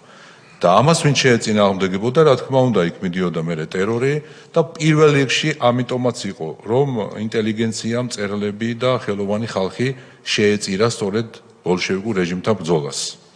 და აი ამ შემთხვევაშიც, მათ შორის თქვენი ახსნა განმარტებებიდან დგინდება ზუსტად ის, რაც ისედაც ცნობილი იყო, მაგრამ თქვენი პირველ წყაროდან ახსნა განმარტებები დგინდება ის, რომ ზუსტად ნაცმოძრაობა, ანუ სააკაშვილი ეს ვიცით, რომ იყო პროექტი დასავლეთის და ამერიკის, რომ უნდა გამოეყვანათ ახალი ქართველი. ეხლა თანამედროვე სოფლიოში მიდგომები როგორც ჩან შეცვალეს და ახალი ქართველის გამოყვანისთვის საჭირო იყო პირველ რიგში ზუსტად აი იმ წყაროების და ფესვების გადაჭრა, რაზეც იდგა ქართული იდენტობა. ეს არ იყო ძნელი ამოსაცნობი, თუმცა აი ეს ფაქტები კიდევ ერთხელ რას თქვენ მოიყვანეთ, მეტყველებს ზუსტად იმაზე, რომ აი ამ კომისიის დასკვნაში აისახება ის მტკიცებულებები, რომელი მტკიცებულებებიც კიდევ დაერთვება აი იმ საკონსტიტუციო სარჩელს, რომლის გამოც მე დარწმუნებული ვარ, რომ შესაბამისი უწყება გააუქმებს ამ პოლიტიკურ რეჟიმს. კიდევ ერთხელ ვიმეორებ, რომ ჯამში რეალურად ის 1000 უბედურება წამება, ადამიანის უფლებების დარღვევა, ქონების ჩამორთმევა და ასე შემდგომ ემსახურებოდა ზუსტად ამას, რომ ქართული იდენტობა გაენადგურებინათ და აი ეს თქვენი მოყვანილი ფრაზები, უბრალოდ თქვენს მე დასახელებული ფრაზები მინისტრი კულტურის, იქ ჭიაბერაშვილი, მწერალი, ვითომ მწერალი, ეს ბუღაძე და ასე შემდგომ, რომლებიც დაუფარავად ბედავენ იმას და ამბობდნენ, რომ უნდა გამოვიდეს ახალი ქართველი, უნდა წარსული დაავიწყო ადამიანს, ეს რას ნიშნავს? ადამიანს თუ წარსულს დაავიწყებ, ძალიან მარტივად დაიყოლიებ შენ მიერ სასურველ მომავალზე. იმიტომ რომ იმას მიზანი აღარ აქვს წარსული თუ დაავიწყე. ეხლა რა თქმა უნდა, ეს რეზიუმე იყო იმ თვალსაზრისით კიდევ ერთხელ ვიმეორებ, რომ ეს დასკვნაში აუცილებლად აისახება, მაგრამ ერთი ფაქტი მე არ მინდა რომ რაღაცნაირად გამომრჩეს, ასე თქვენ თქვით იმ პერიოდში, როდესაც მიბრძანდით მწერალთა კავშირის შენობაში ღამე და იქ დაგხვდათ შესასვლელში ჩამოგდებული, დაგდებული გალაქტიონის სურათი და ღვთისმშობლის ხატი. ხო არ შემეშალა ხო? ზუსტად ასე. დიახ. და კიბეზე დაგდებული ღვთისმშობლის ხატი. და ესე ჩემი აზრით ეს პირდაპირ არის აი სიმბოლო სამწუხაროდ აი რეჟიმის, იმიტომ რომ ჩვენ ვიცით რომ 100,000 მოწამის დღესასწაული გვაქვს საქართველოში, რომელიც სხვათა შორის პირდაპირ შეურაცხო ერთ-ერთმა ნაცმოძრაობის ყოფილმა თუ ახლანდელმა ლიდერმა, ეს საჯაროა და იმიტომ საუბრობ ამაზე, ზურაგი ჯაფარიძემ პირდაპირ შეურაცხყოფა მიაყენა 100,000 მოწამეს, ესეც ერთ-ერთი ფაქტია და ეს ჩემი აზრით არ უნდა გავატაროთ და სიმბოლოა. ვიმეორებ, სადაც არ უნდა შეხვიდე და რა შენობაც, როგორი უკანონოთაც არ უნდა მიიღო, იმას რომ დააგდებ ღვთისმშობლის ხატს და წერლის ხატს და იქ ადამიანებს ეუბნები რომ ზედ გადაუარე, ეს გააკეთეს. ამას აკეთებდნენ მაშინ ჩვენი მტრები და ამაზე ეუბნებოდნენ ქართველებს რომ ღვთისმშობლის ხატისთვის და მაცხოვრის ხატისთვის გადაევლოთ. წინამდელ შემთხვევაში მტკვარში აგდებდნენ. რასაც შეურაცხყოფა მიაყენა სხვათა შორის ნაცმოძრაობის ერთ-ერთმა ლიდერმა და აი ეს ფაქტი კიდევ ერთხელ მინდა რომ საზოგადოებამ კარგად გაათვითცნობიეროს. აი იმ ახალგაზრდებმა, რომლებიც დღეს საბედნიეროდ ეკლესიებში დადიან, მაგრამ სამწუხაროდ ბევრი ინფორმაცია არ აქვს რა რეჟიმთან ქონდა საქმე და რომელ რეჟიმს სურს დღეს დაბრუნება ხელისუფლებაში. რომ აი ესე პირდაპირ ქართული იდენტობა მოსპონ თავიდან ბოლომდე რაზეც დგას საქართველოს. და მადლობა თქვენ ამ ახსნა განმარტებისთვის. დიდი მადლობა და რადგან წმენაზე ვთქვით, მე მახსოვს, როცა შეიცვალა ხელისუფლება, უწმინდეს და უნეტარეს, რომელმაც თავის დროზე იმის გამო, რომ ჩვენ გამოვყარეს შენობიდან სამების ტაძარში დაგვეთმო დარბაზი და იქ ვატარებდით საღამოებს, უწმინდეს ვკითხე, რომ რას ფიქრობდა, რომ შეიცვალა ბატონი სააკაშვილის ხელისუფლება და მითხრა ასეთი რამე: უფალმა უფსკულში ხელი ჩაყო და საქართველოს ამოიყვანა და გადაარჩინაო და ფიქრობ, რომ საქართველოს კარგად იქნება. მადლობა, ბატონი ილია. გაბატონო მაღლა, დიდი მადლობა მობრძანებისთვის, მეც ჩვენ კოლეგებს უერთდები და მინდა ხაზი გაუსვა, რომ ამ კომისიის მუშაობის ამ პერიოდში ჩვენ ძალიან ბევრი მძიმე საქმე მოვისმინეთ, სხვადასხვა სფეროს, რომელიც ეხებოდა. ძალიან ემოციური იყო ამ ყველაფრის მოსმენა, გადალაგება, კიდევ ერთხელ გაგება, ბევრი რამე ახალიც იყო. არა დღევანდელი დღე ალბათ ერთ-ერთი უმნიშვნელოვანესია ეს ისტორია და შეხება, ეხლა მე ძალიან ბევრი კითხვა გამიჩნდა, მაგრამ ხვდები რომ ამ დეტალებს, რომელ წელს, ვინ იყო, რა ერქვა და ასე შემდეგ. ეს არის ის დეტალები, რომელიც რა თქმა უნდა ამას ყველაფერს პასუხი ექნება, ჩვენ ამას დავარქმევთ თავის სახელს, მაგრამ პირველ რიგში ამას ქვია ღალატი ქვეყნის მიმართ, უპატივცემულობა იდენტობის, ჩვენი ფესვების, ჩვენი ტრადიციების მიმართ, ჩვენი კულტურის მიმართ უპატივცემულობა, დაკნინება ამ ყველაფრის. და ალბათ დღევანდელი ეს ისტორია და მწერალთა კავშირს რაც გადახდა თავს, თქვენ რაც მოგვიყევით და დარწმუნებული ვარ კიდე რამდენი დეტალისგან შედგება ეს, ყველაზე მძიმე მოსასმენია ეს ყველაფერი.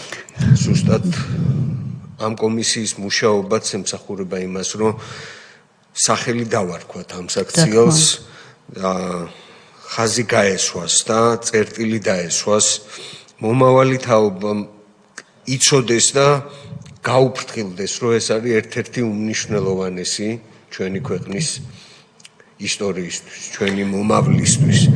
ამის გარეშე შეუძლებელია ქვეყანაში დაიგეგმოს მომავალი. ამიტომ მადლობა მინდა გადაგიხადოთ იმ ბრძოლისთვის თქვენ და ყველა თქვენთან ერთად მებრძოლ ადამიანს, რომლებიც იბრძოდნენ თქვენ ხაზი გაუსვით ბატონ აბუამირჯიბის იმ მდგომარეობიდან აბრძოლ დეტალებს, რომელიც ჩვენ თვალწინ ხდებოდა და ეს ნანახი გვაქვს ყველას. მინდა ყველას ჯანმრთელობა უსურვო და ამ ტრადიციის გაგრძელება უსურვო და მე იმედი მაქვს, რომ ეს ყველაფერი დაალაგდება და ამას ესეთი საშიშროება მომავალში აღარ ექნება. ну, კითხვას რაც შეეხება ისიც დამაინტერესა, როგორ მოხდა ეს ბუღაძის წერილი თუ წიგნი თუ საბერძნეთში ჩვენ ქართველებთან რანაირად მიწვეული იყო, საღამო ქონდა. მიწვეული იყო და გაყიდა ეს წიგნები იქ. ну, აი თქვენ უპატივცემულობა ბრძანე და ერთ პატარა დეტალსაც ვიტყვი, იმიტომ რომ ესეც ჩემთვის მნიშვნელოვანია. როცა ჩვენ 90 წლის იუბილე უნდა გადაგვეხადა ანა კალანდაძისთვის, მოსაწვევები მივიტანეთ განათლების სამინისტროში. ამ დროს ლომაია იყო მინისტრი და უთხარით, რომ რუსთაველის თეატრში დიდ ქალბატონს უხდით იუბილეს. ყველა მოსაწვევი უკლებლივ დაგვიბრუნეს, სურველები ვერ ვნახეთო. ეს იყო შეურაცხყოფისთვის, თორე ბოლოს და ბოლოს შეეძლო ცულარე თქვათ ასეთი გულსატკენი ამბავი, მაგრამ როცა ქალბატონი ანა კალანდაძე გარდაიცვალა, ის ჩემი უფროსი მეგობარი იყო და ჩემი სალოცავი ქალბატონი, არ მიგვიშვეს საფლავთანო ორი სიტყვით გამოვშვიდობებოდით. ხო, აი ეს ყველა ფაქტი არის იმის დამადასტურებელი, რომ მაქსიმალურად უნდა დაეკნინებინათ ყველანი ისტორიული ფაქტი მოვლენა და ის სიამაყე, რა სიამაყითაც ჩვენ ქვეყანა აქამდე მოვიდა. მადლობა ეს მინდოდა მეთქვა და დიდი მადლობა. ბატონი ირაკლი ქადაგიშვილი. გიდასტურებთ ჩემ დიდ პატივისცემას ქალბატონო მაყვალა. თქვენი და ყველა იმ ქართველი მწერლის შემოქმედების მიმართ, ვიზეც ახლა აქ საუბარი იყო და ვინც აქ ნახსენებიც არ ყოფილა. საერთოდ თქვენ აღნიშნეთ და საზოგადოებისთვისაც ცნობილია, რომ რაღაცის რო იტყვიან ხელში ჩაგდება რომ უნდათ, მას უნდა დარქმეოდა, რომ ეს არის საბჭოთა გადმონაშთი და იტყვიან აი ამ იარლიყის ქვეშ მერე ყველაფრის გაკეთების უფლებას აძლევდნენ თავს. ეს ეხებოდა ამ ჩვენი ქვეყნის ცხოვრების ძალიან ბევრ ასპექტს და რა თქმა უნდა წერალთა კავშირი არ იყო გადმონაშთი. ზოგადად მესმის რომ შეიძლება ყველაფერს ჭირდებოდეს დროთა განმავლობაში გარკვეული რეფორმირება, გარკვეული სახეცვლილება, თანამედროვე მოთხოვნებისათვის ფეხის აყოლა, მაგრამ ეს სულ სხვა რამე არის და ის რასაც ისინი რეფორმის სახით აკეთებდნენ, იყო ჩვეულებრივი დარბევა. ეხლა ერთი ასეთი შეკითხვა მაქვს მე თქვენთან. თქვენ ბრძანებდით თქვენს მონათხრობში, რომ სულ სასამართლოებში გიწევდათ ყოველხნა. მათი ერთ-ერთი, ასე ვთქვათ, რო იტყვიან რევოლუციის შედეგი ის უნდა ყოფილიყო, რაზეც ისინი საუბრობდნენ, რომ სამართლებრივი სახელმწიფო უნდა გქონდესო.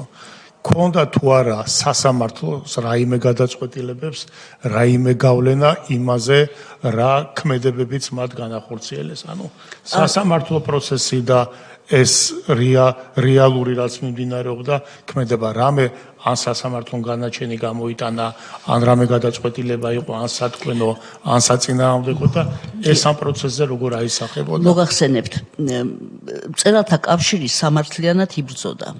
არა მარტო იმიტომ, რომ ეს შენობა 1920 წელს მისცეს სწორედ მწერალთა კავშირს, მაშინ სხვა ორგანიზაცია არ არსებობდა. არა მარტო იმიტომ, რომ 1959 წელს დიდი პრივატიზაციის დროს ასევე მწერალთა კავშირს დაუმტკიცეს, იმიტომაც რომ უკვე 59 წელს სტალინის პერიოდის დიდი პრივატიზაციის დროს, იმიტომაც რომ 1998 წელს თუ 19-ში მე ახლა კანონებში შემეშალოს, გამოვიდა კანონის შემოქმედებითი კავშირების შესახებ, სადაც შავი თეთრზე ეწერა, რომ ქონებები, რომელიც არის შემოქმედებითი კავშირების ბალანსზე, არის მისი საკუთრება. ასე რომ ყველანაირად იყო დარღვეული.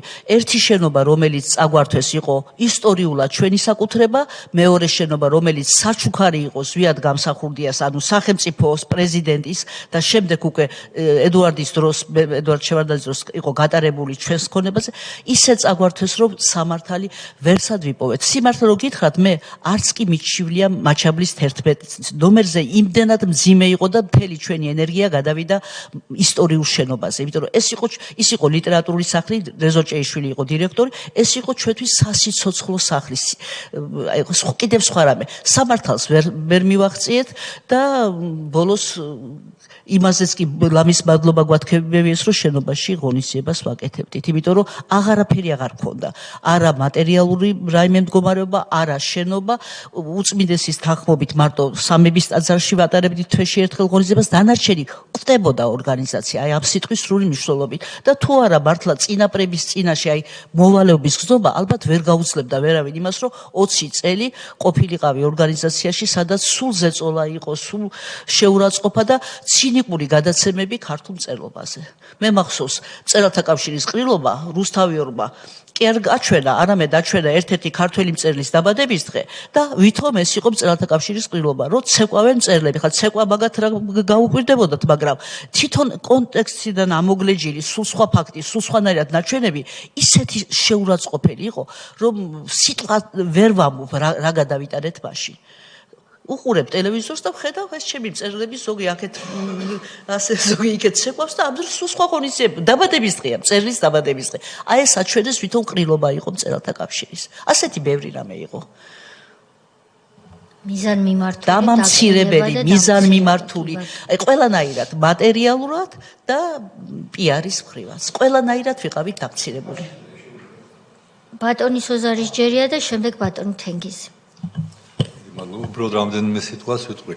კომისიას ჯერ ხა ვადის მიხედვით ნახევრამდე ვართ მისული, ალბათ ცოტა მეტიც კი დაგვრჩა, მაგრამ ბატონმა გურამმა ძალიან სწორად თქვა, რომ შემაჯამებელი გამოსვლა იყო დღევანდელი თქვენი, შეიძლება მთელი კვინტესენცია კომისიის მუშაობისაც და იმ რეჟიმის შეფასებისას და თქვენ ძალიან ზუსტად ბრძანეთ, რომ რაღაცა შეიძლება უცებ სახელი ვერ დაარქვა, რაღაცა შეიძლება უცებ ბოლომდე ვერ გაიაზრო რა ხდება, მაგრამ გრძნობ, რომ რაღაცა ისე არ არის, ხო? არასწორად ხდება, რაღაცა ცუდი მიმართულებით მივდივართ და დროთა განმავლობაში ხდება ამის გააზრება და აი დროთა განმავლობაში დაერქვათ ძალიან ზუსტი სახელი, აი უსამშობლო ტერმინი, რომელიც დამკვიდრდა, არის ყველაზე ზუსტი სიტყვა, რომელიც მათ არსს განმარტავს ბოლომდე, აი თავიდან ბოლომდე და შემთხვევითი არ იყო, რომ სიტყვა სამშობლოს ებრძოდნენ. თქვენ ჩემზე უკეთ გეხსოვებათ, აი ტელევიზიებში გამოსვლები იყო პირდაპირ როგორი მოძველებული არის სიტყვა სამშობლო და ეს სიტყვა უნდა ამოიცირკოს. ჟურნალისტები დიდ პრეტენზია რო აქვთ, მწერლები, პოლიტიკოსები პირდაპირ სიტყვა სამშობლოს უცხადებდნენ ბრძოლას და რეჟიმი და მისი მსახურები და აი ეგ იყო და ეს მარტო მაშინ არ იყო. ჩვენს პერიოდშიც კი გაგრძელდა და ბატონი ბიძინა ივანიშვილი იხსენებდა ხოლმე, რომ რამდენიმე ჩვენს მაშინ ალიანსში ერთად რო ვიყავით, ზოგიერთი ჩვენი წარმომადგენლები, ეს რა თქმა უნდა ოპოზიციაში არიან, ისინი ალიანსში ვინც იყვნენ ჩვენთან ერთად, პარტიების წარმომადგენლები შიდა კამათებში ცდილობდნენ იმის დამტკიცებას, რომ რა დროს სამშობლოა ჩვენ სახელმწიფოზე უნდა ვილაპარაკოთ. სახელმწიფო უფრო დიადია. სახელმწიფო საბჭოთა კავშირი რო იყო, ისეთი უნდოდა, მაგრამ ჩვენ სამშობლოდ საქართველო მიგვაჩნდა და სწორედ აი ეს ტერმინი უსამშობლო გამოხატავს ყველაზე კარგად იმ რეჟიმის და მისი მსახურების არსს და ის თქვენი გამოსვლა იყო მართლა შეჯამება იმისას, თუ რას წარმოადგენდა ის რეჟიმი და დიდი მადლობა დღევანდელი დღისთვის და იმ ყველაფრისთვის, რაც კი ბრძოლია ამ წლების განმავლობაში. მადლობა. ბატონი თენგიზი. მეც კითხვა არ აქვს. მინდა თავისუფლებას მივცემ და ვალდებულდათაც ვთვლი რაღაც საკითხები, იმიტომ რომ ახალგაზრდების გვესწრებიან და უსმენენ. ეს ღირებულებები იმდენად გადაანაცვლეს და იმდენად ნაცვლებოდა, რომ აზრი დაუკარგეს ბევრ სიტყვას, არა სათანადოდ იყედებდნენ. აი როგორ შეიძლება ახლა ვთქვათ, ქალბატონ მაყვალას აბატორეზოს ფაშისტი უწოდო, ან მის აზროვნებას უწოდო ფაშისტი. მხოლოდ იმის გამო, რომ თავისი ეროვნული თვითყოფადობის, თავისი ეროვნული გადაჭარბებულად გიყვართო, გადაჭარბებულად გიყვართო. სიყვარული. ახლა მე ვიტყვი იმას, რაც მე ჩემი თვალით მინახავს, ხვის მონაყოლს არ გეტყვი. ფაშიზმი არის ის და ნაციზმი არის ის, როდესაც შენი კულტურის გარდა ყველა დანარჩენი კულტურა, რაც შენს გარშემო არსებობს, მიგაჩნია მეორე ხარისხოვნად, ან მესამე ხარისხოვნად და საერთოდ მიუღებლად. მე მინახავს ჩვენ მეზობელ ქვეყანაში როგორი მეგობრობა ჰქონდათ, თქვათ, ჩვენი მეზობელი ქვეყნის მწერლებთან. არსებობდა ასეთი მაჩაბლის პრემია, მაშინ გავიცანი, არც ვიცოდი. მათი მეშვეობით გავიგე, როდესაც ისინი ჩამოვიდნენ, რომ უამრავი მაჩაბლის პრემიის ლაურეატი იყო ჩვენს ამ მეზობელ ქვეყანაში. რის გამო? იმის გამო, რომ ქართველი დიდი მწერლების ნაწარმოებები ჰქონდათ თავის ენაზე ნათარგმნი. ეს ცალკრივი პროცესი არ იყო. ჩვენი ქართველი მწერლებიც, თქვათ, იმ ქვეყნის მწერლების ნაწარმოებების თარგმნია. სომხეთია ახლა რა კი არის. სხვა ქვეყანაში ხდებოდა ესეთი ალბათ უბრალოდ მე რაც მინახავს პირადად გეუბნებით. ამიტომ არავითარი ფაშიზმი, არავითარი ესეთი ელემენტი ამ ადამიანებში არ არის და არ შეიძლება იყოს, როგორ შეიძლება დიდხელოვანს ესეთი რაღაც გააჩნდეს. და არავინ არ დაიჯეროს, მით უმეტეს ახალგაზრდება, რომ როდესაც შენი ქვეყნის ინტერესებს, შენ ენას, შენ სარწმუნოებას, ან თქვა შენ კულტურას იცავ, ეს არის რაღაც ფაშისტური ელემენტების შემცველი. ფაშისტური ელემენტების შემცველი იქნება იმ შემთხვევაში, როდესაც შენ დაიწყებ ამავე მოსაზრებების გამო სხვების დევნას, დაჩაგვრას, დახვრეტას, გაუბედურებას, აუგრძალავ მათ თავისი ლიტერატურის განვითარებას და ასე შემდეგ. აქ პირიქით პროცესებთან მქონდა საქმე. უამრავი არაქართველია ჩვენს ორგანიზაციაში. პატრიოტი ადამიანები პოპულარიზაციას უწევდნენ სხვა ქვეყანაში ჩვენი ქვეყნის მწერლობას. და ასევე ჩვენ კითხველს აცნობდნენ ამ ჩვენი მეზობელი ქვეყნის ლიტერატურასაც თავის მშობლიურ ქართულ ენაზე. და ამას აკეთებდნენ ყოველდღიურად, ყოველწუთიერად. მე ეს ურთიერთობები მინახავს, ჩემი თვალით მინახავს. ამ შეხვედრებზე ვყოფილ ვარ. და არავინ არ მოგვატყუოთ, რომ ეს არის ფაშიზმი. არავითარი ფაშიზმი არ არის შენი სამშობლოს სიყვარული და არავითარი გაჭარბებული სამშობლოს სიყვარული არ არსებობს.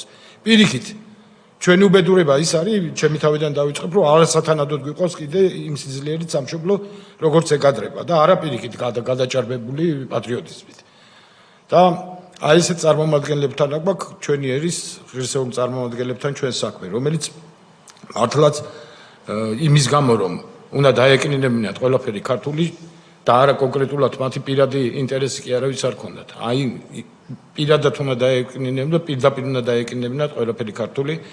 აი ამასთან მქონდა საქმე.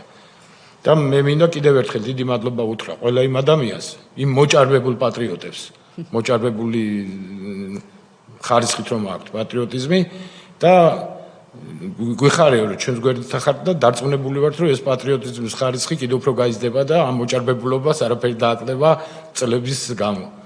ამაში დარწმუნებული ვარ. ყველაფერს დიდი მადლობა. კარგს გისურვებთ სამამულოთაც და ჯანმრთელობას. დიდი მადლობა. შეკითხვები ხომ არ არის?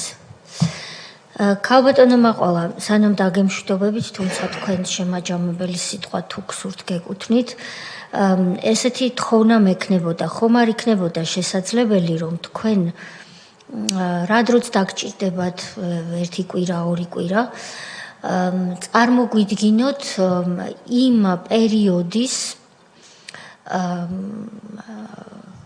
ემბლემატური, ხლა ყველას ჩვენ ვერ შევეხებით, ნაწარმოებები, რომლებიც გამოცემულა იმ წერლების მიერ, რომლებსაც მეტად უწყობდნენ ხელს ბილად რომ თქვა იმ დროის ხელისუფლები, იმისათვის რომ სწორედაც რომ ახალგაზრდა თაობაში შეეცვალათ ეროვნული ცნობიერება. კი ბატონო. რამდენიმე თქვენ რომ ჩათვლით მწერალთა კავშირი და თავად თქვენ რომ ეს არის ის რაც გამოხატულებაა. ჩვენ გვინდა რომ დასკვნას ამგვარი დანართები ჰქონდეს. კი ბატონო. ჩვენ დღეს ვიხილავთ სწორედ ჩვენი კომისიისთვის ერთი თვით ვადის გაგრძელების საკითხს პარლამენტში. ძალიან ბევრი დოკუმენტი უკვე დამუშავდა, ასეულობით გვერდი, იმისათვის რომ დასკვნა დაიწეროს და რა კი დანართები ვახსენე, საზოგადოებისთვისაც საინტერესო ალბათ როგორია ჩვენი ხედვა სტრუქტურის ამ დასკვნის. რასაკვირველია დასკვნა იმის დასკვნაა და დოკუმენტია რომ მას აქვს შესავალი, აქვს ბოლო თქმა, სადაც რეკომენდაციები უნდა იყოს და აქვს შიგთავსი, რომელიც თემატურად სხვადასხვა მიმართულებას მოიცავს. თუმცა ლაიტმოტივი, რაც ჩვენი აზრით უნდა თანძდევდეს ამ დასკვნას, არის არა მარტო ის, რომ ეს იყო მოძალადე რეჟიმი, ეს უკვე დასტურდება რეჟიმი, რომელმაც საკუთარი მოქალაქეებიც კი არ გამოიყვანა საომარი არეალიდან, პირიქით აწყობდა, რომ რაც მეტი მოქალაქე დაიღუპებოდა მშვიდობიანი ომის დროს, მით მეტად მიეცემოდა ცალაპარაკო საერთაშორისო ფორუმებზე, რომ აი დახეთ რამდენი ადამიანი დაიღუპა, იმის ნაცვლად, რომ მინიმიზაცია გაეკეთებინათ მსხვერპლის. აღარ ვსაუბრობ სასჯელახსრულების სისტემაზე და სხვა, ვთქვათ, ქონებრივი უფლებების დარღვევებზე და ადამიანების გაუბედურებაზე. მოძალადე, სახელმწიფო ტერორი, შიშზე დაფუძნებული მართვა, მაგრამ კიდევ ერთი თუ არა პირველი ლაიტმოტივი უნდა იყოს ის, რომ ეს გახლდათ ანტიქართული და როგორც ბატონმა სოზარმა ეს სიტყვა შეგვახსენა, უსამშობლო პოლიტიკური ხელისუფლება. და ამ დასკვნას ექნება თავისი დანართი, დაწყებული მაშინდელი ანგარიშებიდან, სახალხო დამცველის ბატონი თომას ჰამარბერგის თუ ადამიანის უფლებათა ევროპული სასამართლოს გადაწყვეტილებები, ასევე ძალიან მნიშვნელოვანი ვიდეო არქივი, მათ შორის უნიკალური, რომელსაც ჩვენ ვკრებთ და ძალიან ბევრი შევკრიბეთ და ვაგრძელებთ, მაგრამ წიგნებიც. ამიტომ თუ თქვენ ამ დანართების შევსებაში მიიღებთ ამ ფორმით მონაწილეობას, რომ აი მომავალი თაობის 50 წლის შემდეგ ეს პარლამენტი კვლავ იქნება, საქართველო რა თქმა უნდა კიდევ უფრო ძლიერი და მშვიდობიანი იქნება და დაინტერესებს ვიღაცას, რომ მკვლევარს თუ უბრალოდ დაინტერესებულ პირს, რომ ჩახედოს რა იყო მაშინ. აი რომლებია ასეთი ნაწარმოებები თქვენვე შეკრიბეთ და მოგვაწოდეთ, რომ ის დასკვნის დანართად ასახავდეს იმას, თუ როგორი ნაწარმოებებით ცვლიდნენ ეროვნული ცნობიერების მართლმადიდებლური რწმენის დაკნინების და ზოგ შემთხვევაში მისწრაფება ჰქონდათ, რომ ეს რწმენა დაემარცხებინათ კიდეც. კი ბატონო. იქნება ამაში დაგვეხმაროთ. კი ბატონო, ერთ რამესაც დავამატებ, ასეთი ნაწარმოებებში შემთხვევით არ ხდებოდა ბილდ სიტყვაობა. იმიტომ რომ სიტყვა არის უფალი და როცა შენ აჩვევ ადამიანის ყურს. შემთხვევითი არ არის, რომ დღეს პატარა გოგონები საშინელი სიტყვებით საუბრობენ და იგინებიან, გოგონები იგინებიან.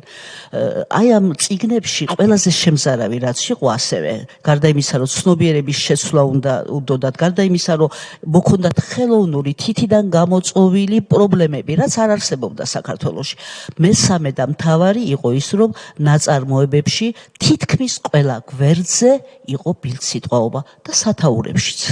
ისეთი სათაური, რომელსაც ღირსეული ოჯახიშვილი უბრალოდ ვერ წაიკითხავს, ან შვილს არ აკადრებს და არ წააკითხებს.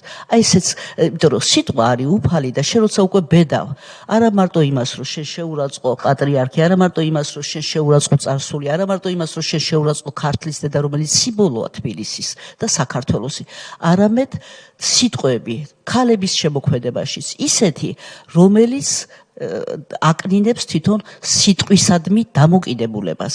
ესეც შემთხვევითი არ იყო. საერთოდ შემთხვევით არაფერი არ ხდება სამყაროში, ამის თქმა მინდა. ყველაფერი რაც კეთდება, რაღაცას ემსახურება, ან სინათლეს, ან სიბნელეს. ასე რომ შემთხვევითობის ბრალი არ არის. მე მაგალითად ვიცი ნაწარმოები, სადაც აუცილებელია ესა თუ ის ფაქტი და გენიალურ მიხეილ ჯავახიშვილის მაგალითსაც მოვიყვან, მაგრამ არის ერთი რაც აუცილებელია ნაწარმოების, არის მეორე. მართული პროცესი. თითქოს უნიშნელო, თითქოს შეუმჩნეველი, მაგრამ მიზან მიმართული. ქალბატონო მაყოლა და ასევე დაგვაინტერესებდა თქვენ ახსენეთ ზურაბ ჭიაბერაშვილის პროექტი თუ გამოცემა. პროექტი იყო. პროექტი, რომელიც დაუფინანსა სოროსის ფონდმა. არა, ევრაზიულმა ფონდმა. და რომლის მთავარი სულისკვეთება იყო ის, რომ რაც მალე დავივიწყებთ წარსულს, ავაშენებთ უკეთეს მომავალსო დაახლოებით. ეს შეიძლება მე ვერ ვიპოვო, იმიტომ რომ ეს იყო 2004 წელი და მე სამწუხაროდ მაშინ მხოლოდ მკითხველი ვიყავი და დავაბრუნე პროექტი. ნამდვილად იყო და სხვათა შორის რა გამიხარდა, იცით, ამას წინათ იყო გადაცემა და მე რო ამ პროექტზე საუბარი დავიწყე, იქ ბრძანდებოდა კიდევ ერთი პროფესორი ადამიანი, რომელმაც ჩემზე უკეთ იცოდა ეს პროექტი. მე მკითხავ, მას ხომ არ აქვს შემთხვევით. ეს აჭარის საზმა უწყება. დიახ, აი მან და გამიხარდა, იმიტომ რომ სულ ფიქრობდი, რომ როგორ არ გადავიღე ასლი მეთქი რაღაცნაირად გული მწყდებოდა, იმიტომ თვითონ ისეთი საინტერესო ფაქტია, ფაქტად. ძალიან საინტერესო გადაცემა. აი უცებ ამ ადამიანმა ბატონმა თქვა, რომ აი ასე იყო და თანხაც კი ახსოვდა, რამდენი გაიცა ამაზე. მე ესეთ დეტალები არ მახსოვდა. ასე რომ იყო ესეთ. კი, მე ნახავ გადაცემაში და გეტყვით ხო? ხო. და რა თქმა უნდა იყო სტატია მოვიძიებთ ჩვენ ამასაც, იმიტომ რომ ახალგაზრდა თაობამ უნდა იცოდეს. სულ ერთია ვინ არის პოლიტიკოსი, გვარი სახელი, რომელ პოლიტიკურ პარტიას წარმოადგენს, დღევანდელია ოპოზიციაში, ხელისუფლებაშია თუ მაშინდელი. ვინ როგორ შეფასებებს აკეთებდა, რა პოზიციებს იცავდა. მაშინ თუ ეს არ გინდა რომ ასე იყოს, ნუ გამოხვალ პოლიტიკაში. მე არასდროს არ დამავიწყდება, მაგალითად ვერც გავიმეორებ, მაგრამ იმ დროის ხალხი მიმიხვდებით, ბატონმა ზურაბ ჭიაბერაშვილმა თქვენ გაკვირთ ახსენეთ, როგორ ახსნა თბილისის თავზე მდგარი ხმალი და თასი რა იყო? რას ნიშნავდა? ეს აუხსნა ახალგაზრდა თაობას აბსოლუტურად სხვანაირად, ვიდრე ჩვენ გვასწავლიდნენ და ის ამით ამაყობდა მაშინ როგორც თბილისის მერი. და განათლების სამინისტროში თუ არ მეშლება ქალბატონთეა მინისტრის მოადგილე იყო, რომელსაც წიგნის სათაურად ჰქონდა, ახლა მეც ვერ გავიმეორებ სათაურის სახელს. ვის წიგნზე საუბრობთ? ერთ-ერთი ახლა მაგასაც გავიხსენებ გვარს, ახლა ყველა აღარ მახსოვს საბედნიეროდ თუ სამწუხაროდ ქართულ ლიტერატურას მათი სახელები დიდად არ შემორჩა, მაგრამ განათლების სამინისტროში მუშაობდა კაცი, რომელიც წიგნის სათაურიც იყო, მთვარე მაკოცე ძალიან ცუდი სიტყვით თავდებოდა, მაპატიეთ? კი ბატონო. ასეთ ის ასწავლიდა ბავშვებს სკოლებში და ეს გასაგებია, მაგრამ ახლა ქართლის დედის შეურაცხყოფა ეს უკვე არა, ესეც შეურაცხყოფელია, ისეთი სიტყვით თავდებოდა, რომელსაც ვერ ვიტყვი ხირა. ვერ გავბედავ და ვერ ვიკადრებ. დიდი მადლობა. მაშინ დავრჩეთ თქვენ ნებართვით კონსულტაციის ფარგლებში, როგორც აქამდე ვიყავით და თქვენგან დაველოდებით იმ გამოცემებს, რომელსაც საქართველოს მწერალთა კავშირი ჩათვლის, რომ ჩვენი დასკვნის დანართი უნდა იყოს. თქვენგან ამას დაველოდებით. წინასწარ დიდი მადლობა მობრძანებისთვის. აქ მრავლად ითქვა მადლიერება, მეც შევუერთდები ამას და ყველა იმ ბრძოლისთვის ეს არ იყო ერთი ბრძოლა, ეს დიდი ბრძოლა იყო, რომელსაც თავისი სხვადასხვა დროის ბატალია ახლა თან. ამისთვის გიხდით დიდ მადლობას. დიდი მადლობა თითოეულ თქვენგანს, ქალბატონთეა და დავამთავრებ ჩემს სიტყვას ერთი წინადადებით, რომ ჩვენ ადამიანები არ ცხოვრობთ ერთ დროში, არც მარტო წარსულში, არც საწყოში და არც მარტო მომავალში და მე ძალიან მინდა რომ საქართველოს სამ დროში იხსნოს თავი ბედნიერად, იმიტომ რომ სულ ცდილობდნენ რომ მოეკვეთათ დრო წარსული ამოკვეთილი იყო და მინდა რომ მომავალმა წარსულის პატივისცემაც იცოდეს და მომავლის იმედიც ჰქონდეს. დიდი მადლობა იმედისთვის. დიდი მადლობა თქვენ. დროებით გემშვიდობებით. ბედნიერად. სამდივნო გაგაცილებთ, ჩვენ ვაგრძელებთ სხდომას. თუ იქნება პროცედურული საკითხები განვიხილოთ, შეგვიძლია სამუშაო რეჟიმზეც გადავიდეთ. კარგად ბრძანდებოდეთ ქალბატონო მაყვალა. სამუშაო რეჟიმზეც შეგვიძლია გადავიდეთ რამდენიმე წუთი, სანამ პლენარული სხდომა დაიწყება. მაშინ საჯარო ფორმატის სხდომა დახურულად გამოვაცხადოთ და რამდენიმე სამუშაო საკითხი სამუშაო რეჟიმში განვიხილოთ. დიდი მადლობა. გთხოვთ გამორთოთ ლაივი.